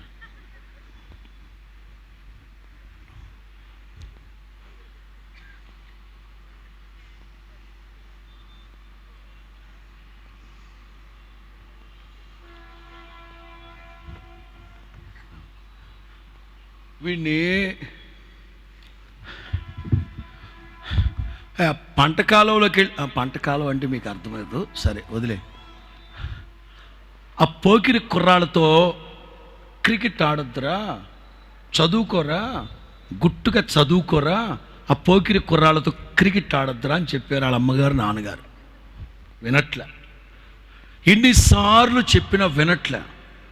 సరే ఆడితే ఆడావు, చదువుల్లో వెనకబడిపోతున్నాడు. గట్టిగా చూసి కాపీ కొడితే 12 మార్కులు వచ్చాయి వీడికి. ఇది గట్టిగా చూసి కాపీ కొడితే, మరి చూసి కాపీ కొట్టకపోతే 7, 8 వీడికి. ఇది 100కి. వాళ్ళ అమ్మ నానేమో బాధపడి వాళ్ళతో క్రికెట్ ఆడద్దని చెప్పి విసుకొచ్చేసి ఒకసారి వాళ్ళ నాన్నగారు ఫుల్ వాయి తీశాడు. చెత్తకొట్టి కూర్చోరా. ఇంకొకసారి కనుక ఫుల్ కోటింగ్ ఆడికి. వాళ్ళ అమ్మతో చెప్పాడు, ఏమే వీడికి రాత్రి వరకు అన్నం పెట్ట మాకు, వీడికి పెట్టావో నీకు వాసిపోద్ది అని ఆవిడికి వేసాడు. ఉదయం 9, 10 చిత్త కొట్టేశాడు. వాతలు రేగిపోయాయి. రాత్రి వరకు అన్నం పెట్టదు డాడీకి అన్నాడు. ఇది తండ్రి కదండి, తండ్రి కదా. మీకు మర్మం చెప్పనా? ప్రేమించే తండ్రికే గద్దించే హక్కు ఉంది, ప్రేమించే తండ్రికే కొట్టే హక్కు ఉంది, ప్రేమించే తల్లికే గద్దించే హక్కు ఉంది, ప్రేమించే తల్లికే కొట్టే హక్కు ఉంది. ఏం మాట్లాడుతున్నారు అయ్యారు? నవమాసాలు మోసి పేగు వద్దు, డైలాగులు వద్దు. నవమాసాలు మోసి పేగు తెంచి రక్తం పంచి ఇవే తగ్గించుకో. ఇంత చేస్తే నా బిడ్డ మీద నాకు ప్రేమ ఉండదా? నేను గద్దించకూడదా? నేను కొట్టకూడదా? అదే తెలుసుకోవాలి. నువ్వు ప్రేమిస్తున్నావో లేవో బ్రదర్, నువ్వు మీ అబ్బాయిని ప్రేమిస్తూ ఉన్నావో లేవో నేను చెప్పే మాటను బట్టి నీకు అర్థమవుద్ది. ఏమ్మా, మీ అమ్మాయిని ఓ బండకేసి బాధడం కాదు, అసలు నువ్వు నీ కూతుర్ని ప్రేమిస్తున్నావా? ప్రేమించే మనస్సు లేనప్పుడు కొట్టే హక్కు నీకు లేదు. నీ కూతురే కావచ్చు. ఎట్లా రుజువు చేస్తారు పాస్టర్ గారు చెప్పనా? ఒక్కొక్క తల్లి, పిల్లలు కదండి, పిల్లలు అన్నాక అల్లరి చేస్తారు, చెప్పుకోవాలి పిల్లలకి. ఓసారి కాకపోతే ఒకసారి లైన్లోకి వస్తారు. అలా కాకుండా ఫుల్గా చితగ్గొట్టి చితగ్గొట్టి చితగ్గొట్టి చితగ్గొట్టి జుట్టుబట్టి లాగి గోడకేసి కొట్టి వంగబెట్టి గుద్ది డొక్కలో పొడిచి పనికి మాలిందానా అని ఆ పిల్లేమో అక్కడ కూర్చొని ఎక్కుళ్ళు పెట్టి ఏడుస్తూ ఉంది, రోజంతా ఏడుస్తూ ఉంది. ఈ మనిషి మాత్రం పొడుస్తుంది అని తిట్టి పందిలాగా ఇంత అన్నం పెట్టుకొని చంపుతా నేను. నీకు హక్కు లేదు, అర్థమైందా? నీకు హక్కు లేదు. ఓ ప్రక్కన బిడ్డ గుండెలు బాదుకొని ఏడుస్తూ ఉంటే, ఎక్కులు పెట్టి ఏడుస్తూ ఉంటే, తన తప్పేంటో తెలుసుకొని అపరాధ భావంతో అల్లాడిపోతుంటే పందిలాగా తింటావంటే నువ్వు ఒక తల్లివేనా? నీకు హక్కు లేదు. మీకు అర్థమైందా? ఇప్పుడు తండ్రి కూడా గుర్తుపెట్టుకో, బిడ్డని వాతలు రేగిపోయేటట్టు కొట్టి వాడికి 2 రోజులు అన్నం పెట్టకుండా నువ్వు మాత్రం పందిలాగా తింటే నీకు హక్కుందా? హక్కుందా? ఇదేనా తండ్రికి ఉండాల్సిన మనస్సు? చెప్తాను వినండి. 7 సంవత్సరాలు దేవుడు తన ప్రజల్ని పనిష్మెంట్ చేశాడు. మధ్యలో 4 సంవత్సరాల్లో దేవునికి కనికరం కలిగి వాత్సల్యం కలిగిన వాడై, తండ్రులు కూడా అంతే కదా, రాత్రి వరకు అన్నం పెట్టద్దు అంటాడా? మధ్యలో ఏమే అని రమ్మను, గీత ఐస్ క్రీమ్ ఇప్పిస్తాను రమ్మనండి. ఆ తల్లి వెళ్తుంది, నాన్న దా బిట్టు, డాడీ నీకు ఐస్ క్రీమ్ ఇప్పిస్తాడంటే అంటే రా నాన్న దమ్మా దా డాడీ ఐస్ క్రీమ్ ఇప్పిస్తాడంట రమ్మా దమ్మా. వీడికి రోషమేనండి, వీడు బాగా ఇన్వాల్వ్ అయిపోయాడు సబ్జెక్ట్లో. ఒక్కొక్కడు లేచి వచ్చేస్తాడా, లేచి వస్తే పెట్టాని కొడతా సిగ్గులేనివాడా అని. వీడికి ఉంది, మంచి మహానటుడు అవుతాడు నువ్వా. ఏమే వాడు రమ్మను ఐస్ క్రీమ్ ఇప్పిస్తాను రమ్మనంటే ఈడేమంటాడు, నన్ను ఎందుకు కొట్టాడమ్మా? Don't cry Bittu, don't cry. ఇది జరుగుతుంది. Same situation. నేను తమిళ్ బైబిల్లో ఉన్న వ్యాఖ్యానం చెప్తాను మీకు, పాత తర్జుమాలో. సాక్షాత్తు దేవుడే వెళ్ళి ఆకర్షించండి, దాని అర్థం ఏంటో తెలుసా? వాడు రానంటున్నాడు. దేవుని బిడ్డలు దేవుని చేత శిక్షించబడిన వాళ్ళై రోషం కలిగి రాకపోతే దేవుడు పదే పదే పదే పదే వాడు ఎంత రానంటున్నా సరే దేవుడే వాడు బలవంతంగా రానంటున్నాడు బలవంతంగా తీసుకొని ఇప్పుడు పిల్లలు వాళ్ళ దగ్గరికి చేర్చుకుంటుంటే దగ్గరికి రారు. నన్ను ఎందుకు కొట్టావయ్యా అని వెళ్తుంటారు. తండ్రి అంటాడు రాడు, మళ్ళీ అటు పోతాడు. తమిళ్ బైబిల్లో ఉన్న మాట తెలుగులో జస్ట్ ప్రేమగా మాట్లాడతానని ఉంది, కానీ పాత తర్జుమాలో దగ్గర తీసుకొని తలకి రానిచ్చుకొని తల నిమురుతూ నేనున్నాను కదా, ఏం మాట్లాడతారు? నీ దయ నుండి ప్రేమతో పిలిచి నీ దయ నుండి దూరము కాగా ప్రేమతో పిలిచి వీళ్ళేం రానంటాడు. ప్రభువేమో దగ్గర తీసుకొని తల నిమురుతూ, నేనున్నాను కదా, బాధపడు మాకు, నేనున్నాను, నేను చూసుకుంటాను, అన్నీ చూసుకుంటాను, వెళ్దాం. ఎక్కడికి? ఆకోరు లోయ కాస్త అదే పాట ఏంటి? కన్నీటి లోయలలో నే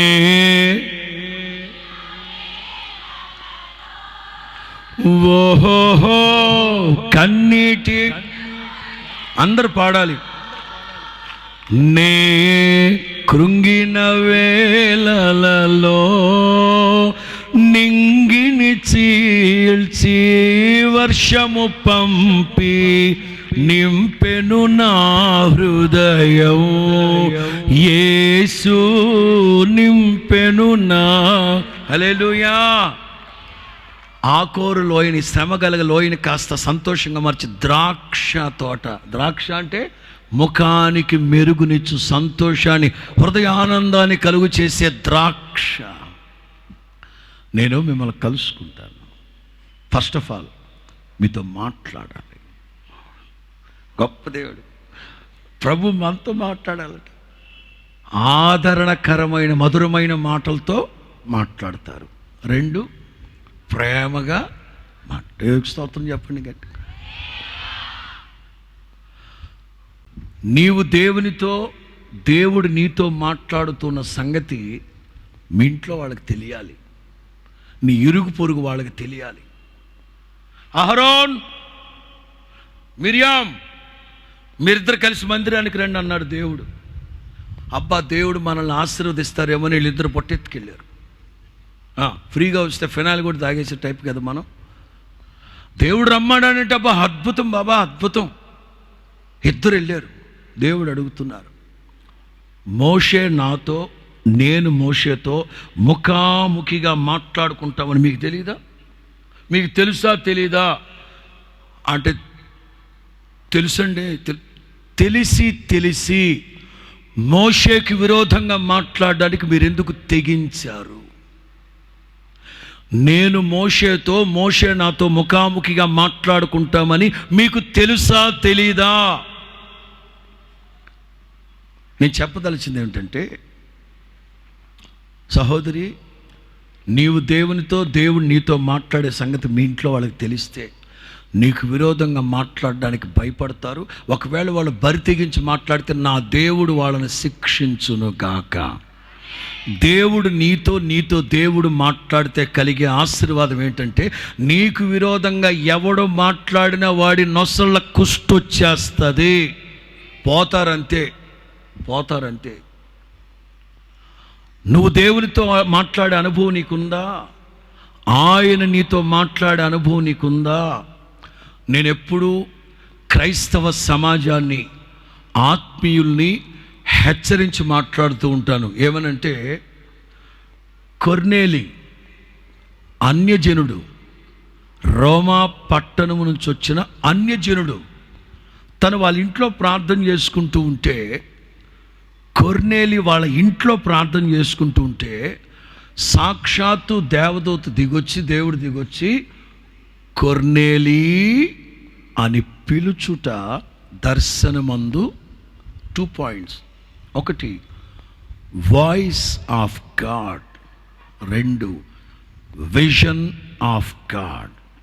కొర్నేలి అని పిలుచుట వాయిస్, దర్శనమందు విజన్.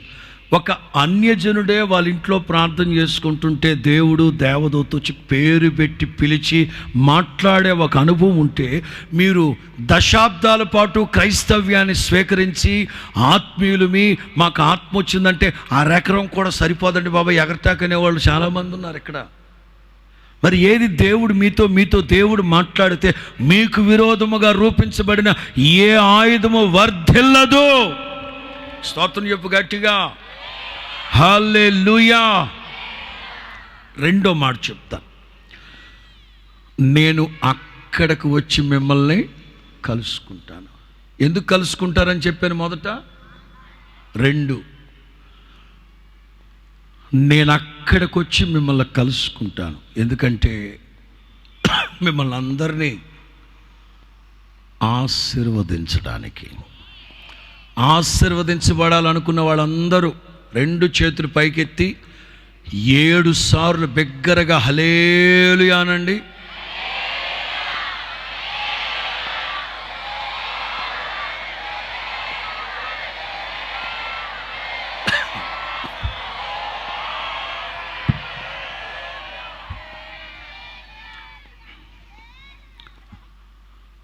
హెబ్రీ పత్రిక 7వ అధ్యాయం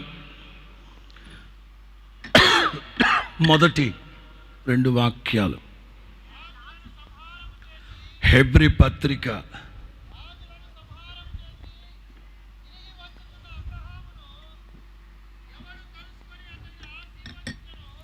మన వర్తమానము యొక్క శీర్షిక టైటిల్ నేను అక్కడికి వచ్చి మిమ్మల్ని. 2వ మాట చదువు తమ్ముడు. నువ్వు ఆగమ్మా, తమ్ముడు అంటే నువ్వా? చదువు నాన్న. ఎవడు కలుసుకొని అతనిని ఆశీర్వదించనో చాలు. నేను అక్కడికి వచ్చి మిమ్మల్ని కలుసుకుంటాను. అయ్యగారు, గుంటూరు గోరంట్లలో మాత్రమేనా, లేకపోతే రాజమండ్రి మహాదేవుని గొప్ప మందిరంలో మాత్రమేనా? అయ్యగారు, కర్నూలు సోమిశెట్టి నగర్లో ఉన్న అక్కడండి, అక్కడేనా? కాదే. అంటే నేను అక్కడికి వచ్చి మిమ్మల్ని కలుసుకుని అంటే అక్కడేనా పాస్టర్ గారు? నిర్గమ 20:24 చివర్లో, నిర్గమ 20:24 చివర్లో, నేను మీరు వెళ్ళే ప్రతి స్థలములో నేనే మీ వద్దకు వచ్చి మిమ్మల్ని, గుత్తైనా సరే, గుంటకలైనా సరే, ఆదోనైనా సరే, బల్లారైనా సరే, ఇంకెక్కడైనా సరే, మీరు వెళ్ళే ప్రతి స్థలమందు నేనే మీ వద్దకు వచ్చి మిమ్మల్ని కలుసుకొని మిమ్మల్ని ఆశీర్వదిస్తాను. ఆశీర్వదించబడాలనుకున్న వాళ్ళందరూ హల్లెలూయా అని ఇంత క్రితం చెప్పారు కదా అంటున్నా.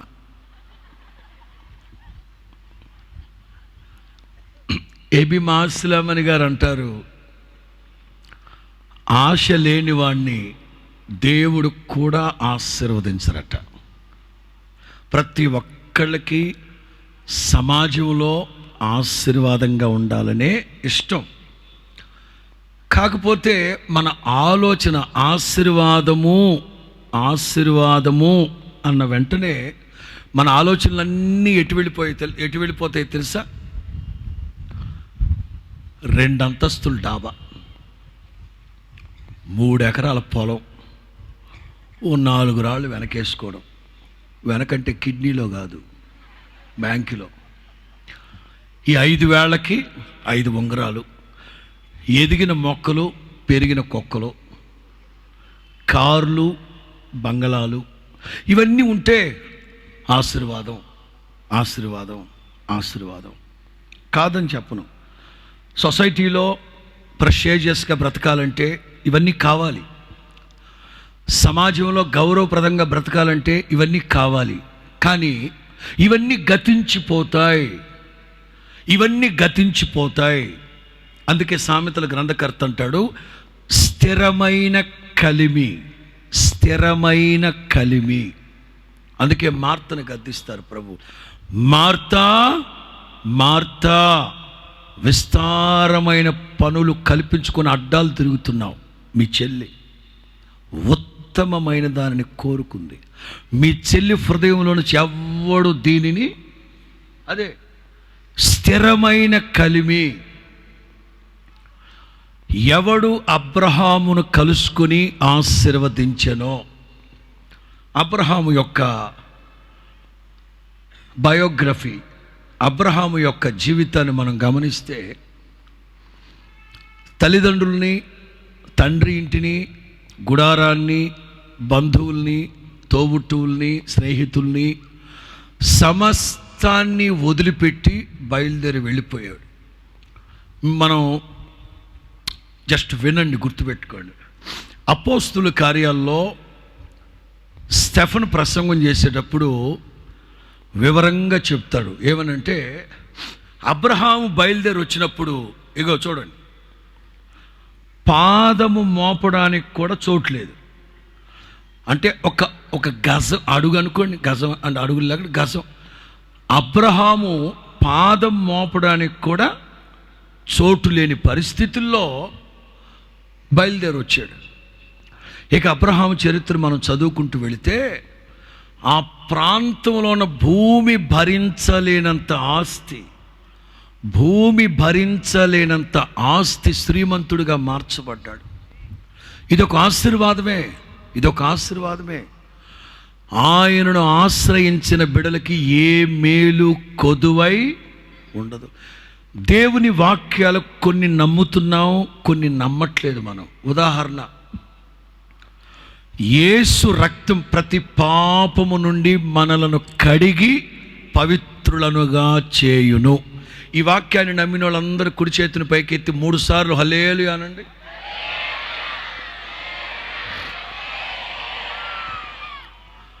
ఈ వాక్యం 2000 సంవత్సరాల క్రితం చెప్పబడిన మాట. ఏమంటే అర్థమవుతుందా? ఈ మాటలు 2000 సంవత్సరాల క్రితం వ్రాయబడిన మాటలు. ఏమని? యేసు క్రీస్తు రక్తం ప్రతి పాపము నుండి మనలను కడిగి. ఇప్పుడు 2000 సంవత్సరాల క్రితం వ్రాయబడి గ్రంథస్థం చేయబడిన మాటలు 2024 సంవత్సరంలో కూడా మీరు నమ్మి మీ పాపాలు ప్రభు పాదాల చెంత ఒప్పుకొని బాప్తిసం పొందుతున్నారంటే ఆ వాక్యాన్ని మీరు ఎంత నమ్ముతున్నారో. నమ్మారు. నమ్మంది ఏంటో తెలుసా? చెప్పనా? మన ప్రభు అయిన యేసు క్రీస్తు యొక్క ఐశ్వర్యం మీకు తెలుసు కదా. ఆయన ఐశ్వర్యవంతుడై ఉండి, ఆయన శ్రీమంతుడై ఉండి కూడా ఆయన దారిద్ర్యము వలన మనం ఐశ్వర్యవంతులుగా మార్చబడాలని దీనునిగా, దరిద్రునిగా, రిక్తునిగా ఈ లోకానికి దిగొచ్చాడు. ఇది నమ్మితే ఇంకా దేవుని బిడ్డలు దరిద్రతలో ఎందుకు బ్రతుకుతున్నట్టు? అలాగని మీరు అదానీలు, అంబానీలు అయిపోమని నేను చెప్పట్లా. మీకున్న ఇన్నర్ సర్కిల్, మీకున్న పరిధిలో, మీకున్న 10 మంది మధ్యలో మీరు తలగా ఉందురుగాక. ఇది దేవుని మాట. అంబానీలు, అదానీలు గొప్పోళ్ళు అవుతారంటే అవుతారు. ఒక్కొక్క చీర 350 కోట్లు, వాడు కట్టుకున్న ప్యాంటు షెడ్డి 700 కోట్లు అంటే చేస్తాడు, కట్టుకుంటాడు. ఎందుకంటే రేట్లు పెంచాడు కదా. 5,000 కోట్లు పెట్టి పెళ్లి చేశాడంట. ఏ డబ్బుతో? ఏకంగా మీ అందరికీ ఒక్కొక్క దీని మీద 500 రూపాయలు పెంచేశాడు. 140 కోట్ల మంది, 90 కోట్ల మంది ఫోన్ వాడుతున్నారు. 90 కోట్లు ఇంటూ 5, 9, 5, 45, 4,500 కోట్లు. ఏదో లెక్కల్లో కొంచెం ఉన్నాంలే మనం. అంటే అప్పుడు కాదు, చదువుకునే రోజుల్లో ఉంటే ఈ పాటికి ఇంజనీర్ అయ్యేవాళ్ళం. లేదు, అది వేరే. స్తోత్రం చెప్పు గట్టిగా. అది కట్టుకుంటారండి. నీతిగా నిజాయితీకి సంపాదించారా?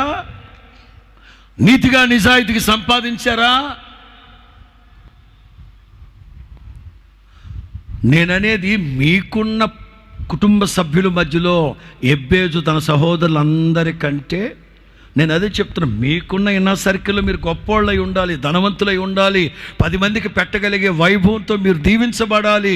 ఆ వాక్యాన్ని ఎందుకు నమ్మట్లేదు మీరు వెళ్ళే ప్రతి స్థలమందు నేనే మీ వద్దకు వచ్చి మిమ్మల్ని కలుసుకొని మిమ్మల్ని ఆశీర్వదిస్తాను. అబ్రహాము జీవితంలో ఆశీర్వాదాలు ఒక్కొక్కటిగా మీకు నేను తెలియపరుస్తాను. 1, పాదము మోపడానికి చోటు లేకుండా బయలుదేరి వచ్చినోడు శ్రీమంతుడిగా, స్థితిమంతుడిగా మార్చబడ్డాడు. ఈ సభల ఆఖరి రాత్రి క్రీస్తు యేసు యొక్క వాత్సల్యాన్ని బట్టి ఒక సేవకునిగా ప్రవచనాత్మకంగా చెప్తున్నాను. ఇది మొదలుకొని నా తండ్రి మిమ్మల్ని ఆశీర్వదించునుగాక, సియోనులో నుండి నా తండ్రి మిమ్మల్ని ఆశీర్వదించునుగాక. ఎంతకాలం మిమ్మల్ని వెంటాడిన దరిద్రత, పేదరికం యేసు నామములో తొలగిపోవునుగాక. నా దేవుడే మిమ్మల్ని ఆశీర్వదించునుగాక.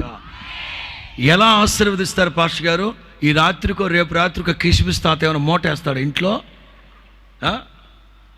వేయుడు. చాలామందికి అదే తెలియట్లా.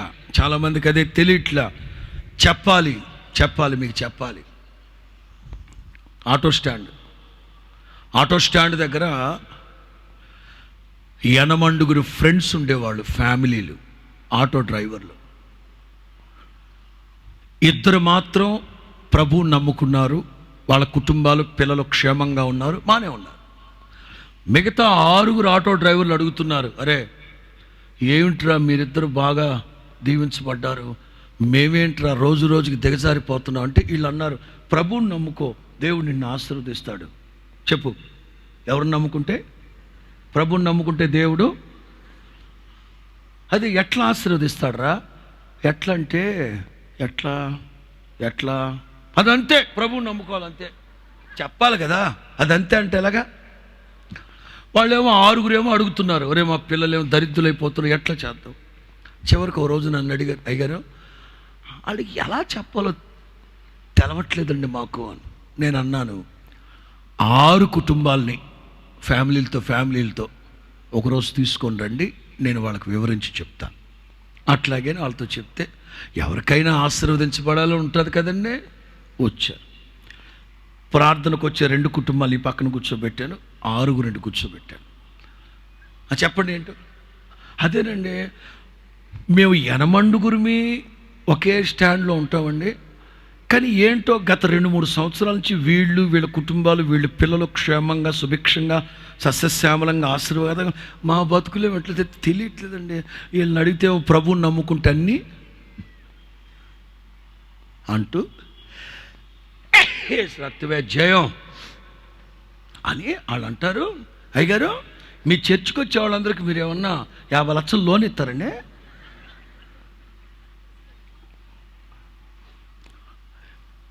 సేవకుల దగ్గర అప్పు తీసుకున్నాడు పోతాడాడు, ఎందుకంటే దేవుడు డబ్బులు కదా అవి. మరి ఎట్లాగంటే నేను అన్నాను, బాబు ఈ 2 కుటుంబాలు వీళ్ళిద్దరు ప్రభువులోకి రాకమునుపు మీరందరూ నెలకి ఎన్ని సినిమాలు షికార్లకు వెళ్ళేవాళ్ళు చెప్పారు. ప్రభువుని నమ్ముకున్న తర్వాత వీళ్ళు షికార్లు సినిమాలు మొత్తం మానేశారు, ఆ డబ్బులు అక్కడ పక్కన పడ్డాయి. రైట్? ప్రభువులోకి రాకమునుపు ఎన్ని సిగరెట్లు తాగేవాళ్ళు? రోజుకు ఒక 5 తాగేవాళ్ళం అండి. నిజం చెప్పు, 5 ప్యాకెట్లు అండి. అర్థమైందా? రోజుకి ఒక్కొక్కడు 5 ప్యాకెట్లు అంట. వీళ్ళు ప్రభువుని నమ్ముకున్న తర్వాత అవి తాగట్లే, ఆ డబ్బులు పక్కన పడ్డాయా? ఇట్లా నేను అన్నీ ప్రభువుని నమ్ముకున్న తర్వాత చెడు అలవాట్లు, దరిద్రపు అలవాట్లు, పాపపు అలవాట్లు అన్నీ మానేశారు. అవన్నీ పోగేస్తే పిల్లలను చక్కగా కార్పొరేట్ స్కూల్లో చేర్చుకున్నారు, సొంత ఇల్లు కొనుక్కోగలిగారు, కట్టుకున్నారు. మీరు ఇంకా సినిమాలు, షికార్లు, పాపము, రోత, రొచ్చు, తాగుడు, జోదము, వ్యభిచారం, అక్రమాలు, అన్యాయాలు, చీట్లేయడాలు, కొంపల గోల్చడాలు, ఈ దరిద్ర పనులు చేస్తుంటే ఏం మిగులుద్దురా మీకు? ప్రభువుని నమ్ముకుంటే ప్రభు ఆశీర్వదిస్తారంటే ప్రభు ఆశీర్వదించేది. ఆశీర్వాదం అనేది మీ చేతిలోనే ఉంది. అబ్రహాము పాదము మోపడానికి కూడా చోటు లేకుండా వచ్చాడు, కానీ భూమి భరించలేనంత ఆస్తిమంతుడిగా మారాడు. యేసు నామములో ఇది మొదలుకొని నా దేవుని ఆశీర్వాదం మిమ్మల్ని వెంటాడునుగాక. చెడలవాట్లు మానేసేయండి. సిగరెట్లు, జోదము, తాగుడు, వ్యభిచారం, చీట్లేయడం, అక్రమంగా సంపాదించడం, బెట్టింగ్లు మానండి. నీతిగా నిజాయితీగా 10 రూపాయలు సంపాదించుకొని ఒగ్గాని మిరపకాయ బజ్జీ తినడు చాలు. అదే శ్రేష్టం, అదే ఆరోగ్యం. అబ్రహాముని దేవుడు ఆశీర్వదించాడు. ఏంటి ఆశీర్వాదం? ఒకానొక రోజున కఠినంగా చెప్తున్నాడు దేవుడు, అబ్రహామా దాని కొడుకుని ఇంట్లోంచి వెళ్ళగొట్టు. ఆశీర్వాదం అంటే ఏంటి? అక్రమ సంబంధం మానేయి. ఇక దాని కొడుకుని ఇంట్లోంచి వెళ్ళగొట్టు, ఉంచొద్దు ఇంట్లో. 17వ అధ్యాయం ప్రారంభంలో చెప్పాను నీకు, మరలా చెప్తున్నాను, మానేయి, కఠినంగా మానేయి. కాదు కూడదని అక్రమ సంబంధాన్ని కొనసాగిస్తే కుక్కలు చింపిన విస్తరైపోద్ది బ్రతుకు. జాగ్రత్త. ఆశీర్వాదం అంటే అఫీషియల్గా చేసుకున్నది ఒకటి, ఉంచుకున్నది ఒకటి, ఆదరించింది ఒకటి. ఈ మధ్య ఒకడు చెప్తున్నాడు, నువ్వు కావాలని చేసుకున్నానా ఏంటి బాబు, మరి ఎందుకు చేసుకున్నారా ముసలాడ నువ్వు? కోళ్ళు కప్పెట్టాక ఎవరు లేకపోతే ఏం కప్పెట్టాకి నీ దివసం బెట్ట ఏం కప్పెట్టానికట్ట. మామూలు కాదు, చింత చచ్చినా ఇట్లా చింతకాయలు చాలా ఉంటాయి లోకంలో. కట్ చేయి, మానేయి. ఆశీర్వాదం అంటే అబ్రహామా, నువ్వు నీ కొడుకు ఇష్మాయేల్ సున్నతి పొందండి. నువ్వు నీ కొడుకు ఇద్దరు సున్నతి పొందండి. సరే, ఇష్మాయేలు సంగతి ప్రక్కన పెడితే తండ్రి కొడుకులు ఇద్దరు ఒక్కసారిగా మారు మనసు పొంది బాప్తిసం పొందారని చెప్పనా? ఇది ఆశీర్వాదం కాదా? లోకంలో మీకు ఎన్నున్నా ఎంతున్నా సరే, కుటుంబ సమేతంగా మారు మనసు పొంది పాప క్షమాపణ నిమిత్తం బాప్తిసం పొంది యెహోషువ చెప్పినట్లుగా నేనును నా ఇంటి వారందరూ దేవుని సన్నిధిలో ఉన్నామని చెప్తే అంతకు మించిన ఆశీర్వాదం ఇంకోటి ఉందా? మధ్యరాత్రి ఫిలిప్పీ పట్టణపు చెరసాల అధికారి సూసైడ్ చేసి చచ్చిపోదాం అనుకున్నాడు. మధ్యరాత్రి 12 దాటింది, సూసైడ్ చేసి చచ్చిపోదాం అనుకున్నాడు. తెల్లవారుజామున ఆ ఇంట్లో పాటలు వినబడుతున్నాయి. యేసయ్య నీతో అని. ఏటైందిరా ఇంట్లో? రాత్రేమో ఏడుపులు పెడబొప్పులు, ఎవరో సూసైడ్ చేసుకోవాలనుకున్నారు. ఏటైందిరా అక్కడ? ఇంటి వారందరూ బాప్తిసం పొంది కుటుంబ సమేతంగా సంతోషించారట. ఇంక వేరే సంతోషం ఉందా మనకు? అబ్రహాం, నువ్వు మీ అబ్బాయి సున్నతి పొందండి అంటే బాప్తిసం. ఎందుకు పొందట్లేదు మీరు బాప్తిసం? యేసు ప్రభు చెప్పిన ఆజ్ఞ కాదా?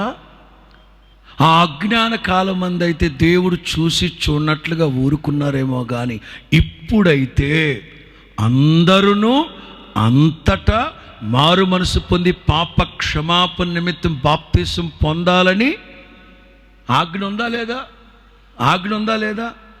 మీరు సిద్ధపడితే మా అన్న బాప్తిసం ఇస్తాడు ఈ రాత్రి. ఎక్కడో ధర మీరు సిద్ధపడతారా ఈ రాత్రి? ఏమో రేపు నీది కాదు.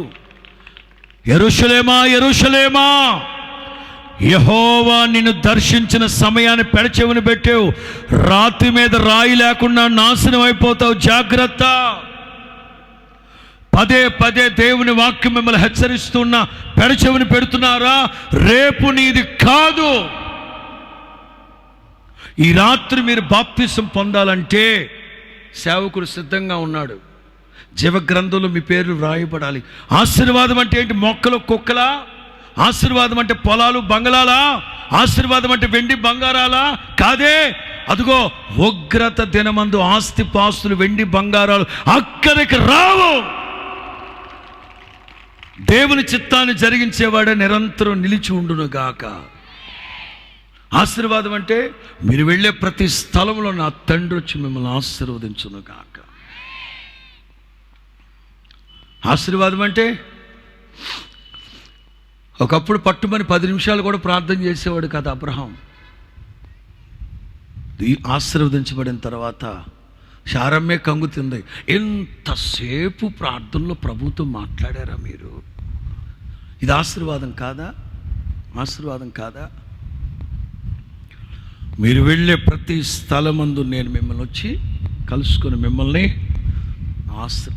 అబ్రహాముని వయస్సురీత్యా ఆర్థికంగా, ఆరోగ్యంగా, ఆత్మీయంగా అన్ని కోణాల ప్రభు చదవండి. అది ఐ థింక్ ఆదికాండం 24 ఆదికాండం 24వ అధ్యాయం మొదటి వాక్యం. అమ్మా, ఇప్పుడు నేను చెప్పినవన్నీ, ఇప్పుడు నేను చెప్పిన అన్ని విషయాలంటే ఆధ్యాత్మికంగా, ఆర్థికంగా, ఫ్యామిలీ పరంగా, ప్రార్థనా జీవితంలో, సున్నతి, ఎవ్రీథింగ్, అన్ని విషయాల్లో దేవుడైన అబ్రహాముని 34-35 వాక్యాలు, 34-35 వాక్యాలు. యెహోవా నా యజమానుణ్ణి బహుగా ఆశీర్వదించాడు. వెండి బంగారాలు, దాసదాసీలు, పనోళ్ళు, గొడ్లు, ఎడ్లు, మందలు, కుక్కలు, నక్కలు, మొక్కలన్నీ ఉన్నాయి ఆయనకి. సేవకునిగా మనస్సవాచ కోరుకుంటూ చెప్తున్నాను, సియోనులో నుండి నా తండ్రి మిమ్మల్ని ఆశీర్వదించును గాక. అన్ని విషయాల్లో నా తండ్రి మిమ్మల్ని ఆశీర్వదించును గాక. మూడో మాట ఐ థింక్ చదవండి, హోషియా గ్రంథంలో వర్షం వల్ల ఆయన మీ వద్దకు వచ్చి కలుసుకుంటాడు. హోషియా గ్రంథం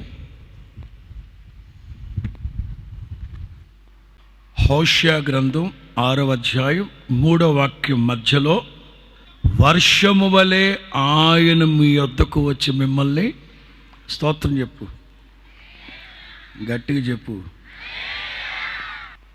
వాతావరణ కేంద్రం అన్నట్లుగా మాట్లాడుకుందాం. మిమ్మల్ని అడుగుతాను, మీరు టప్పిమని చెప్పాలి. మన భారతదేశంలో జనవరి, ఫిబ్రవరి ఏ కాలం? శీతాకాలం, రైట్? మార్చ్, ఏప్రిల్, మే స్పందించాలి అందరూ. వేసవికాలం జూన్, జూలై, సరే ఇక వర్షాకాలం. చెప్పండి, మార్చ్, ఏప్రిల్, మే వేసవికాలం, జూన్ వర్షాకాలం. తొలకరి కొంచెం మీకు అర్థమయ్యేటట్లు చెప్తాను. మార్చి, ఏప్రిల్, మే నెల ఎండలకి, ప్రత్యేకించి ఈ రాయలసీమ ప్రాంతంలో చెరువులు, పొలాలు ఇవన్నీ మట్టి పెడ్డలు, ఎక్కడికక్కడ నెరలు విడిచి సందు వచ్చేస్తుంది, గ్యాప్ వచ్చేస్తుంది. వర్షాలు కనుక పడకపోతే ఈ పేపర్ వాళ్ళకి ఎక్కడ దొరుకుతారో ఈ ముసలోళ్ళు భలే దొరుకుతారు. ఆ ముసలోడు సరదాగా చెప్తున్నా, అనుకున్న టయానికి జూన్ నెలలో కనుక తొలకరి వర్షాలు పడకపోతే ఆ పొలాల్లో మట్టి పెడ్డలు ఒకదానికొకటి విడిపోయి దూరంగా పడిపోయి అట్లుంటే ఆ ముసలోళ్ళు లేదు చూసుని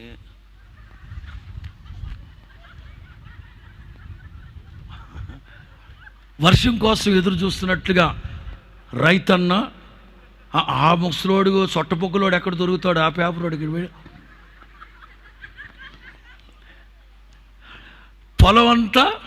పొలమంతా మట్టి పెడ్డలు విడిపోయి ఉంటాయి. ఓకే, ఒక మంటి పెట్టకి మధ్యలో ఇదే అద్భుతమైన మాట. ఎప్పుడైతే తొలకరి వర్షం పడుద్దో విడివిడిగా ఉన్న మంటి పెడ్డలన్నీ ఒకదాంతో ఒకటి కలుసుకుంటాయి. హల్లెలూయా. యోబు గ్రంథం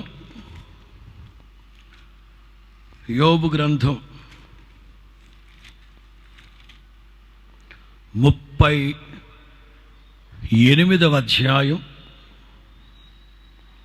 యోబు గ్రంథం 38వ అధ్యాయం 38వ వాక్యం. యోబు గ్రంథం 38:38. ధూళి ధూళి గట్టిగా ధూళి బురదయై పారునట్లు మంటి పెడ్డలు ఒకదానితో ఒకటి ఆకాశం నుండి హల్లెలూయా హల్లెలూయా, నేను వర్షము వలె మీ వద్దకు వచ్చి మిమ్మల్ని కలుసుకుంటాను. ఎందుకంటే మీ ఇద్దరికి మధ్యలో సమాధానం లేదు, ఎడముఖం పెడముఖంగా ఉన్నారు. భార్యాభర్తల మధ్యలో సమాధానం లేదు, ఎడముఖం పెడముఖంగా ఉన్నారు. అన్నదమ్ముల మధ్యలో సమాధానం లేదు, ఎడముఖం పెడముఖంగా ఉన్నారు. అక్క చెల్లెల మధ్యలో సమాధానం లేదు, ఎడముఖంగా పెడముఖంగా ఉన్నారు. అత్త ఈ సృష్టిలో జరగదు అది. నేను వర్షము వలె మీ దగ్గరకు వస్తాను. ఒకళ్ళకొకళ్ళు ఎడముఖంగా పెడముఖంగా ఉన్నారా? ఎప్పుడైతే పరిశుద్ధాత్మ శక్తి కుమ్మరించబడుతుందో సమాధానము కలుగునగాక. హల్లెలూయా. ఒకళ్ళతో ఒకళ్ళు సమాధానం లేకుండా ఉన్నారు. దూరాన సమీపాన ఎందరైతే నా దేవుని మాటలు ఆలకిస్తూ ఉన్నారో, మనం ఆరాధిస్తున్న యేసుక్రీస్తు సమాధాన అధిపతి, ఆ సమాధాన అధిపతిని ఆరాధిస్తూ ఉన్న నీవు ఎందుకు సమాధానంగా ఉండలేకపోతున్నావు? నీ సమాధానానికి గండి కొడుతున్న పరిస్థితులు ఏమిటి? క్షమించలేని నేరాలు ఘోరాలు ఏమున్నాయి మీ మధ్యలో? చెప్పండి. ఎందుకు ఎడముఖం పెడముఖం? ఇగో మా అన్న చెప్తూ ఉంటాడు ఎప్పుడు, పాస్టర్ గారికి సంఘానికి అస్సలు కుదరదంట, అస్సలు శృతి కుదరట్లేదంట. వాళ్ళకి పాటలు పాడినంతసేపు బాగానే ఉంటారట. ఎప్పుడైతే పాస్టర్ గారు ప్రసంగానికి లెగుస్తాడో పొలోమని వెళ్ళిపోతారంట. ఈ పాస్టర్కైనా సిగ్గుండాలి. కన్నీటితో ప్రార్థన చేసుకుని సావాలన్నా చేసుకోడు. పొండిరా పొండి. మీరు ఒక మార్గంలో వెళితే దేవుడు నాకు 7 మార్గాలు తెరుస్తాడు. వాళ్ళు వెళ్తా అంటారంట, వీడు ఒక్కటే మూసుకుంటాడు, వీడికి 7 ఎక్కడ తెరుస్తాడు దేవుడు అని. వాళ్ళు ఎందుకు గొడవలు చెప్పడు సంఘంతో? నేను అదే చెప్తాను. నేను ఒక కాపరిని. దేవుడు నాకు ఇచ్చిన సంఘంలో మీకు నాకేమిటి గొడవలు? కట్నం గొడవ ఉందా? సరిహద్దు గొడవ ఉందా? పూర్వజనంలో నీకు నాకేమైనా గొడవ ఉందా? అసలు సేవకుడికి సంఘానికి గొడవ ఏంటి అసలు? ఒకసారి అట్లాగా అందరూ వెళ్ళిపోయారంటే ఒక ఆంటీ మాత్రం కూర్చుందంట అక్కడే. చిన్న చర్చలేండి అది. కూర్చొని పెద్ద ముసుకేసుకొని వింటానే ఉందంట.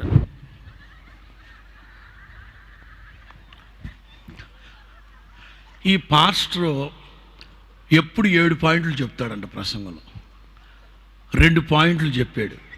చెప్పి ముగించి సావచ్చు కదా ఉన్న ఒక్క ఆత్మ కన్నా. 2 పాయింట్లు అయిన తర్వాత అంటాడంట,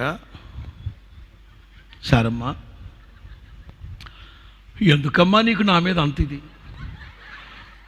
ఎందుకమ్మా నా మీద నీకు అంతది అని అది ఇది నేను మాట్లాడుతున్నా అంట. ఆవిడకాసేపు విని ఓవర్గా బొమ్మాక, నీ మీద అది లేదు ఇది లేదు, నువ్వు నుంచున్న చాప నాది,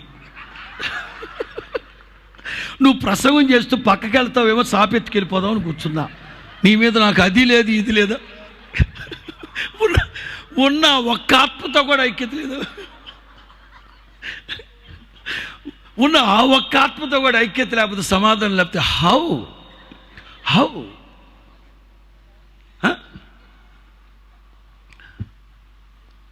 వర్షము వలె నేను మీ వద్దకు వస్తాను, మిమ్మల్ని కలుసుకుంటాను. ఎందుకంటే మీ మధ్యలో కొంచెం సమస్యలు ఉన్నాయి. ఎడముఖం పెడముఖం మంటి పెడ్డలు కనుక ఒకదానికి ఒకటి అంటుమంటకుండా ఉన్నాయి. వద్దు, కలవండి. నిజం. యేసు ప్రభు శిష్యులకి ఎన్ని గొడవలో నువ్వు గొప్ప నేను గొప్ప, నేను గొప్ప నువ్వు గొప్ప. పేతురు అంటాడు, బాయ్ కూర్చో. ఏ బండ మీద సంఘం కడతానన్నాడు ఆయన? తాలుపు గుర్తు ఎవరి దగ్గర ఉంది? నేను గొప్ప. యోధా లేచాడు. ఏం మాట్లాడుతున్నావు అనువా? యేసు ప్రభు కాఫీ తాగినట్టు బిల్లు కట్టాల్సింది నేను, ట్రెజరర్ ఇక్కడ. ఈలోగా యోహాను వస్తాడు, మట్టిదన్న పాములాగా వస్తాడు. మీరు ఆయన్ని ప్రేమించడం కాదు, ఆయనే నన్ను ప్రేమించాడు, నేను గొప్ప. ఈలోగా మత్తయ్య వస్తాడు, కొంచెం చదువుకున్న ఇన్కమ్ ట్యాక్స్ ఆఫీసర్ కదని టక్ చేసుకొస్తాడు. అమ్మా please calm down. Tax collector ఇక్కడ.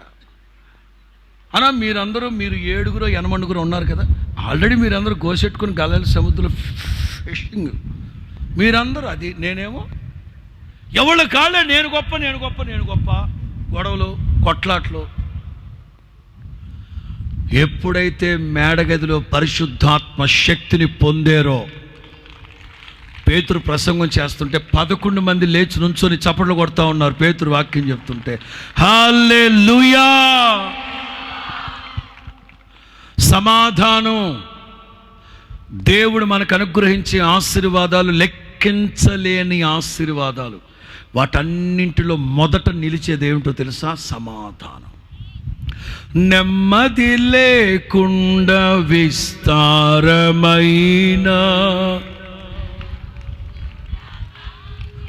అందుకే యేసు ప్రభు అంటారు 3 మాటలు, సమాధానాన్ని మీకు అనుగ్రహిస్తున్నాను, నా సమాధానాన్నే మీకు అనుగ్రహిస్తున్నాను. లోకమిచ్చు సమాధానం కాదు, నాట్ సిమిలర్ వన్. లోకములో కూడా సమాధానం, శాంతి, నెమ్మది, పీస్ కలగడానికి బోల్డని మార్గాలు ఉన్నాయి. అలాంటిది కాదు, not similar one. It's super natural, it's surprises, it's supreme. లోకమిచ్చు శాంతి సమాధానం కాదది, నా సమాధానం. It's mind peace, not someone else. Uncle, మీ దగ్గర సమాధానం ఉందా? ఓ 1/4 kg ఇవ్వవా, ఇలాకెత్తాను. ఇట్స్ మైండ్, నా సమాధానం ఇది, నా సమాధానం, నేను కలిగి ఉన్న సమాధానం, నేను అనుభవిస్తున్న సమాధానం. చెప్పనా? పిలాతు ముందు నిలబెట్టారు యేసుక్రీస్తుని. ఒంటి మీద సరిగ్గా బట్టలు లేకుండా పిలాతు ముందు నిలబెట్టారు యేసుక్రీస్తుని. కేకలు కేకలు కేకలు కేకలు కేకలు కేకలు కేకలు కేకలు కేకలు కేకలు కేకలు కేకలు కేకలు. చివరికి పిలాతు అంటాడు, నువ్వు రాజువా? నోరు తెరవరా నాయన, ఐ విల్ రిలీజ్ యూ. నోరు తెరువు, నువ్వు రాజువా? నీవన్నట్లే. ఇంకేం మాట్లాడు. నో, బైబిల్లో రాసిన మాట, జీసస్ హెల్డ్ హిస్ పీస్.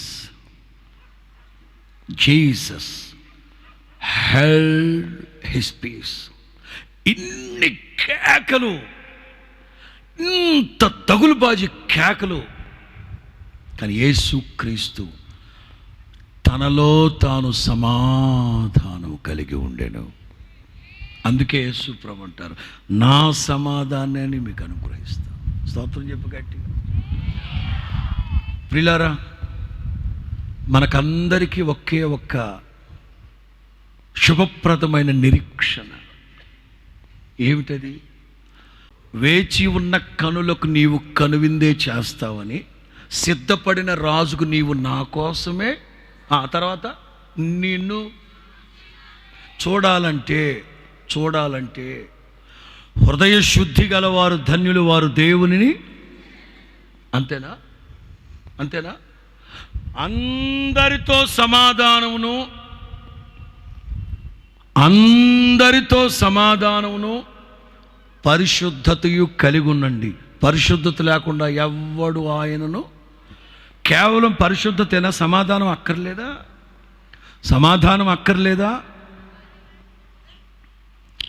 మీ వంతు మీరు కృషి చేయాలి సమాధాన పడటానికి.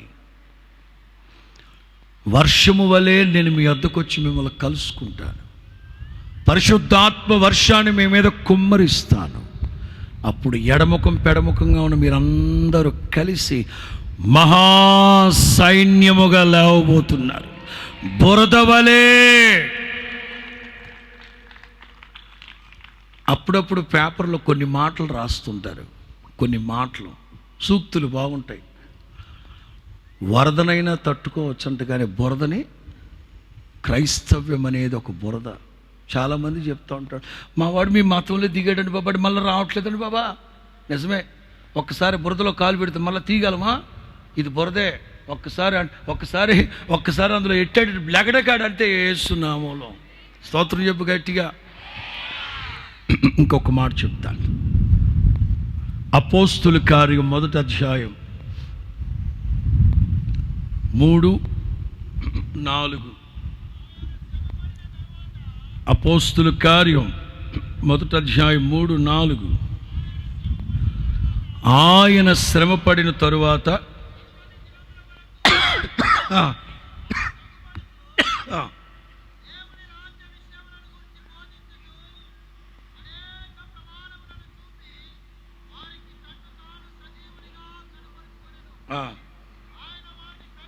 ఏంటి బాబు మన టైటిల్ ఏంటి, మన వర్తమానం ఏంటి? నేను మిమ్మల్ని మొదట మీతో మాట్లాడడానికి మిమ్మల్ని కలుసుకుంటాను, 2 ఆశీర్వదించడానికి మిమ్మల్ని, 3 సమాధానపరచడానికి మిమ్మల్ని, 4 ఆజ్ఞాపించడానికి. నేను మిమ్మల్ని కలుసుకుంటాను అని చెప్పి వారిని కలుసుకొని చాలా విషయాలు వాళ్ళతో చెప్పి వారికి ఆజ్ఞాపించను. తలల పైకెత్తండి. అనేక ప్రమాణాలు కూడా చూపెట్టారట, వాగ్దానాలు కూడా చేశారట. తలల పైకెత్తండి. యేసుక్రీస్తు శ్రమపడి, సిలువ వేయబడి, సమాధి చేయబడి 3వ రోజు పునరుద్ధానపు శక్తితో లేచారు. ఆ మధ్య ఒక 10 ఏళ్ల క్రితం ఈస్టర్ రోజు ప్రసంగం కోసం రాత్రంతా ప్రభు పాదాల చెంత కనిపెడుతున్నప్పుడు ప్రభు అన్నారు, అందరూ గుడ్ ఫ్రైడే రోజున నేను సిలువలో పలికిన 7 మాటలు చెప్తుంటారు కదా, నువ్వు ఈ ఈస్టర్కి నేను పునరుద్ధానుడైన తర్వాత పలికిన మొదటి 7 మాటలు ప్రసంగం చేయమన్నాడు ప్రభు. చెప్తా. ఆయన పునరుద్ధానపు శక్తితో లేచిన తర్వాత చాలా ప్రమాణాలు, రుజువులు, వాగ్దానాలు ఇవి చేశారట. మొదటి మాట, యేసు ప్రభు సమాధుల తోటలో తిరుగుతుంటే మగ్దలేని మరియా, తల పైకెత్తారా? మగ్దలేని మరియా, వేరొక మరియా, ఇంకొక మరియా, ఇట్లా మొత్తం ఒక 6-7 మరియమ్మల సంఘం బయలుదేరింది. మీ భాషలో చెప్పాలంటే పొట్టి మరియమ్మ, గుంటకళ్ళ మరియమ్మ, సొట్టబొగ్గల మరియమ్మ, కర్రి మరియమ్మ, మగ్దలేని మరియా, ఈ మరియమ్మల సంఘం అంతా బయలుదేరి సమాధి దగ్గరికి వెళ్ళారు. ఈ మగ్దలేని మరియ లేదు, ఆవిడ కుసింత ప్రేమ ఎక్కువ. అంచేత మిగతా వాళ్ళకంటే ఒక 3 అడుగులు ముందు నడుస్తూ సమాధి దగ్గరకు వచ్చి నుంచుంది. చూస్తే సమాధి తెరవబడి ఉంది. ఎప్పుడైతే సమాధి తెరవబడి ఉందో గుండె జారింది ఆవిడికి. వామ్మో ఇంకేమన్నా ఉందా అన్నట్లుగా మరి వదినా అంటూ వెనక్కి తిరిగింది. వెనక్కి తిరిగితే ఒక్క వదిన లేదు అక్కడ. వీళ్ళు ఎప్పుడో చూశారు సమాధి తెరవబడి ఉండవు. ఈ మరియమ్మలందరూ ఎస్కేపు. ఈ మగ్దలేని మరి ఒక్కటే బిక్కు సమాధి తెరవబడింది బాబా, ఎట్టు బాబా. ఆ సమాధుల తోటలో అటు ఇటు తచ్చెట్లాడుతుంది. ఎవరో ఒక మనిషి కనబడ్డాడు అక్కడ. మసక చీకటిగా ఉన్నాయి. హే తోటమాలి, హే నా బోధకుడిని ఎవరైనా ఎత్తుకెళ్ళిపోతుండ్రు చూసావా? ఎవరైనా దాచిపెట్టారు, పో నువ్వు ఎక్కడ దాచి, హే హే మ్యాన్, హే తోటమాలి అని యేసు ప్రభు దగ్గరికి వెళుతుంటే యేసు ప్రభు మొట్టమొదటిగా ఏడుస్తుంది ఆవిడ. యేసు ప్రభు పునరుద్ధానుడైన తర్వాత మొట్టమొదట మాట్లాడిన మాట, అమ్మా ఎందుకు ఏడుస్తున్నావు? గుర్తుపట్టింది, ప్రభు స్వరాన్ని గుర్తుపట్టి దగ్గరికి వెళ్ళింది. నేను మిమ్మల్ని అడుగుతున్నాను, యేసు ప్రభు స్పష్టంగా అడుగుతున్నారు, అమ్మా ఎందుకు ఏడుస్తున్నావు? ఈ రాత్రి ఓ సేవకునిగా, దేవుని ఆత్మ కలిగిన ఒక సేవకునిగా క్రీస్తు యేసు యొక్క వాత్సల్యాన్ని బట్టి ఆనబెట్టి చెప్తున్నా, నిన్నే అడుగుతున్నాడు ప్రభు, ఎందుకు ఏడుస్తున్నావు?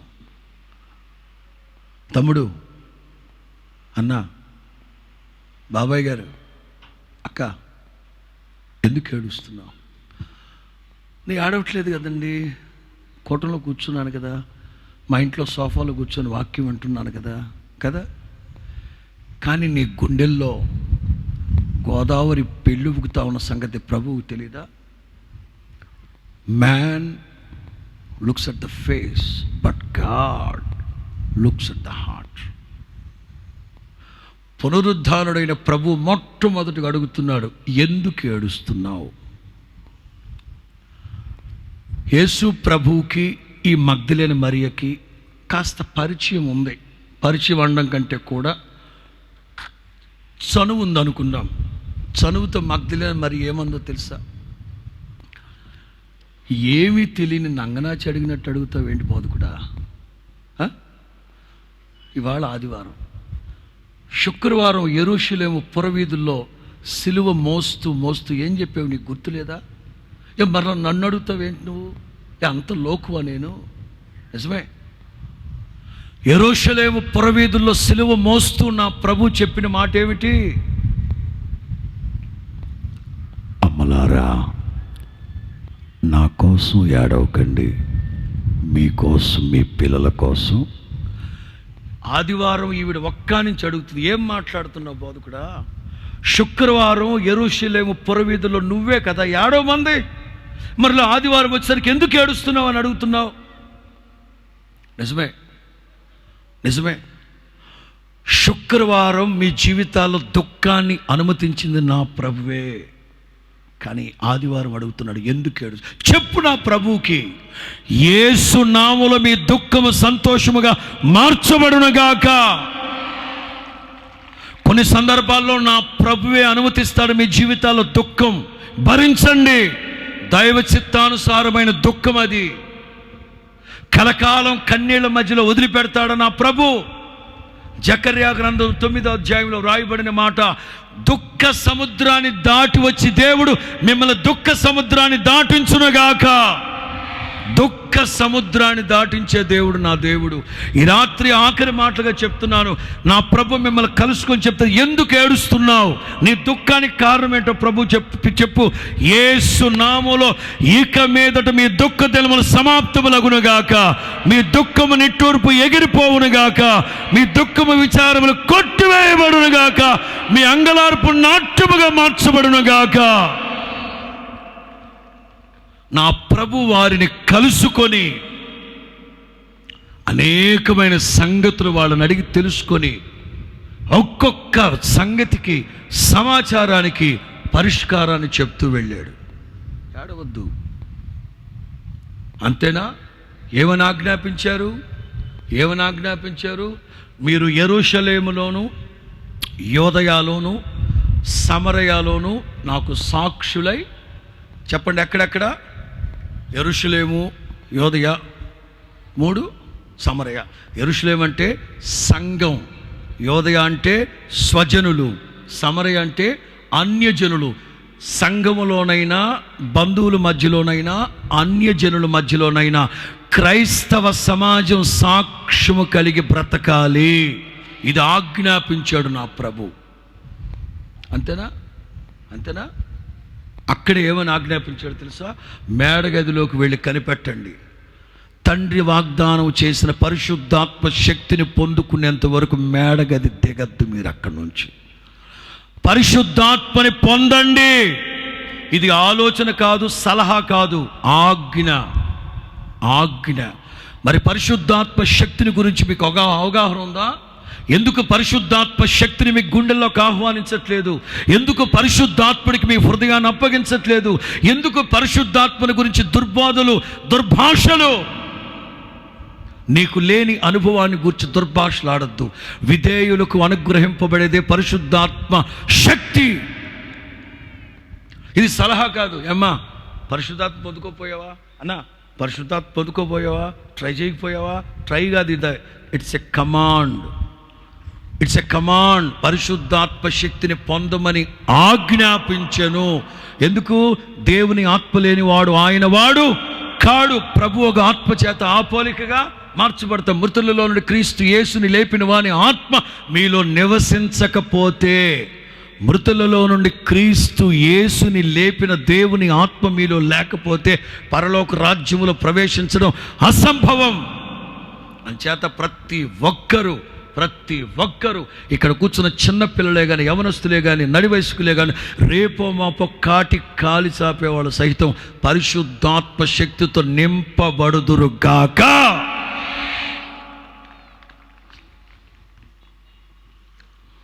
మూలవాక్యం ఏం చదువుకున్నాం? నిర్గమ 29, 43, 44. నిర్గమ 29, 43, 44 నేను చెప్తాను వినండి. ఆఖరి మాటగా నేను మిమ్మల్ని కలుసుకుంటాను. ఎందుకో తెలుసా? ఫస్ట్ ఆఫ్ ఆల్ యాజకుల్ని పరిశుద్ధపరచాలి. నేను మిమ్మల్ని కలుసుకుంటాను ఎందుకంటే మొట్టమొదట యాజకుల్ని పరిశుద్ధపరచాలి. 2, ఈ బలిపీఠాన్ని పరిశుద్ధపరచాలి. 3, మందిరాన్ని పరిశుద్ధపరచాలి. ఆఖరిగా ఇశ్రాయేలు సర్వ సమాజాన్ని నేను పరిశుద్ధపరచాలి. అందుకే నేను మీ మధ్యలోకి వచ్చి మిమ్మల్ని కలుసుకుంటాను. స్తోత్రం చెప్పు గట్టిగా. పరిశుద్ధతే క్రైస్తవ్యానికి పునాది మెట్టు. ఏ దేవుడు ఏ దేవత చెప్పలేదు ఈ మాట, నా ప్రభు ఒక్కరే చెప్పారు. నేను పరిశుద్ధుడను, మీ దేవుడైన యెహోవానగు నేను పరిశుద్ధుడను. పేతురు అంటారు, మిమ్మును పిలిచిన వాడు పరిశుద్ధుడై ఉండులాగున మీరును సర్వ ప్రయత్నాల్లో పరిశుద్ధులై ఉండాలి. క్రైస్తవ్యం యొక్క క్లైమాక్స్ ఏమిటంటే పరిశుద్ధత. పరిశుద్ధులు సంపూర్ణ పరిశుద్ధులుగా మార్చబడుదురుగాక. మనకు ఈ వాగ్దానములు ఉన్నవి గనక దేవుని భయముతోను వణకుతోను పరిశుద్ధతను సంపూర్తి చేసుకుంటూ ఆత్మకును శరీరమునకు కలిగిన ప్రతి కల్మషములో నుండి మనలను మనమే పరిశుద్ధులుగా మార్చబడాలి. పరిశుద్ధత.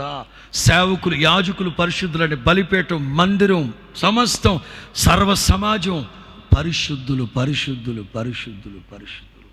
అందుకే యేసు క్రీస్తు మనమందరము మహిమ కలిగిన సంఘముగా మనల్ని ఆయన ఎదుట నిలవబెట్టుకొనవలనని మచ్చ, డాగు, ముడత, కలంకం అట్టిది ఏది లేని మహిమ కలిగిన సంఘముగా నిలవబెట్టాలని వాక్యపు ఉదక స్నానం చేత మనల్ని శుద్ధి చేస్తూ పరిశుద్ధత. జాగ్రత్త. ప్రస్తుతం ప్రపంచములో జరుగుతున్న పరిణామాలు గనక చూస్తే నేడో రేపో ప్రభు రాకడ సమీపంగా ఉంది. అందుచేత ప్రభు మీకు ఇచ్చిన రక్షణని భయముతో వణకుతో కొనసాగించుకుంటూ పరిశుద్ధతను సంపూర్తి చేసుకోండి. భూమి మీద ఎలాగైతే మనమందరం పరిశుద్ధమైన కుటుంబంగా ఉన్నామో నిత్య మహిమలో కూడా మనమందరం కలిసి ఉండేటట్లుగా పరిశుద్ధాత్ముడు సహాయం చేయునుగాక. ప్రభు ఈ మాటలన్నీ మీ వినికిడిలో ఫలభరితంగా మార్చి ఆశీర్వదించునుగాక. దయచేసి అందరు లేచి నిలవబడితే 1 మినిట్. దయచేసి అందరు లేచి నిలవబడండి.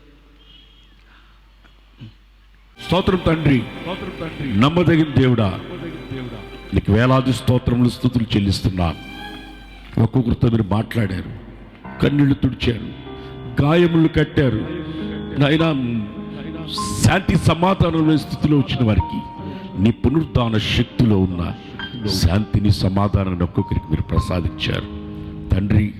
బిడ్డల ఆశీర్వాదకరంగా, దీవెనకరంగా ఈ లోకములో జీవించుతున్నంత కాలం దీపస్తంభం మీద పెట్టబడిన దీపాల్లాగా, కొండ మీద కట్టబడిన పట్టణాల్లాగా అనేకులకి ఆశీర్వాదకరంగా నాయనా మీరు దీవించి ఆశీర్వదించి సర్వ సంపదలిచ్చి నీ రెక్కల నీళ్ళలో భద్రపరచమని యేసయ్య శ్రేష్టమైన దివ్యనామంలో అడిగి వేడుకుంటున్నాం తండ్రి.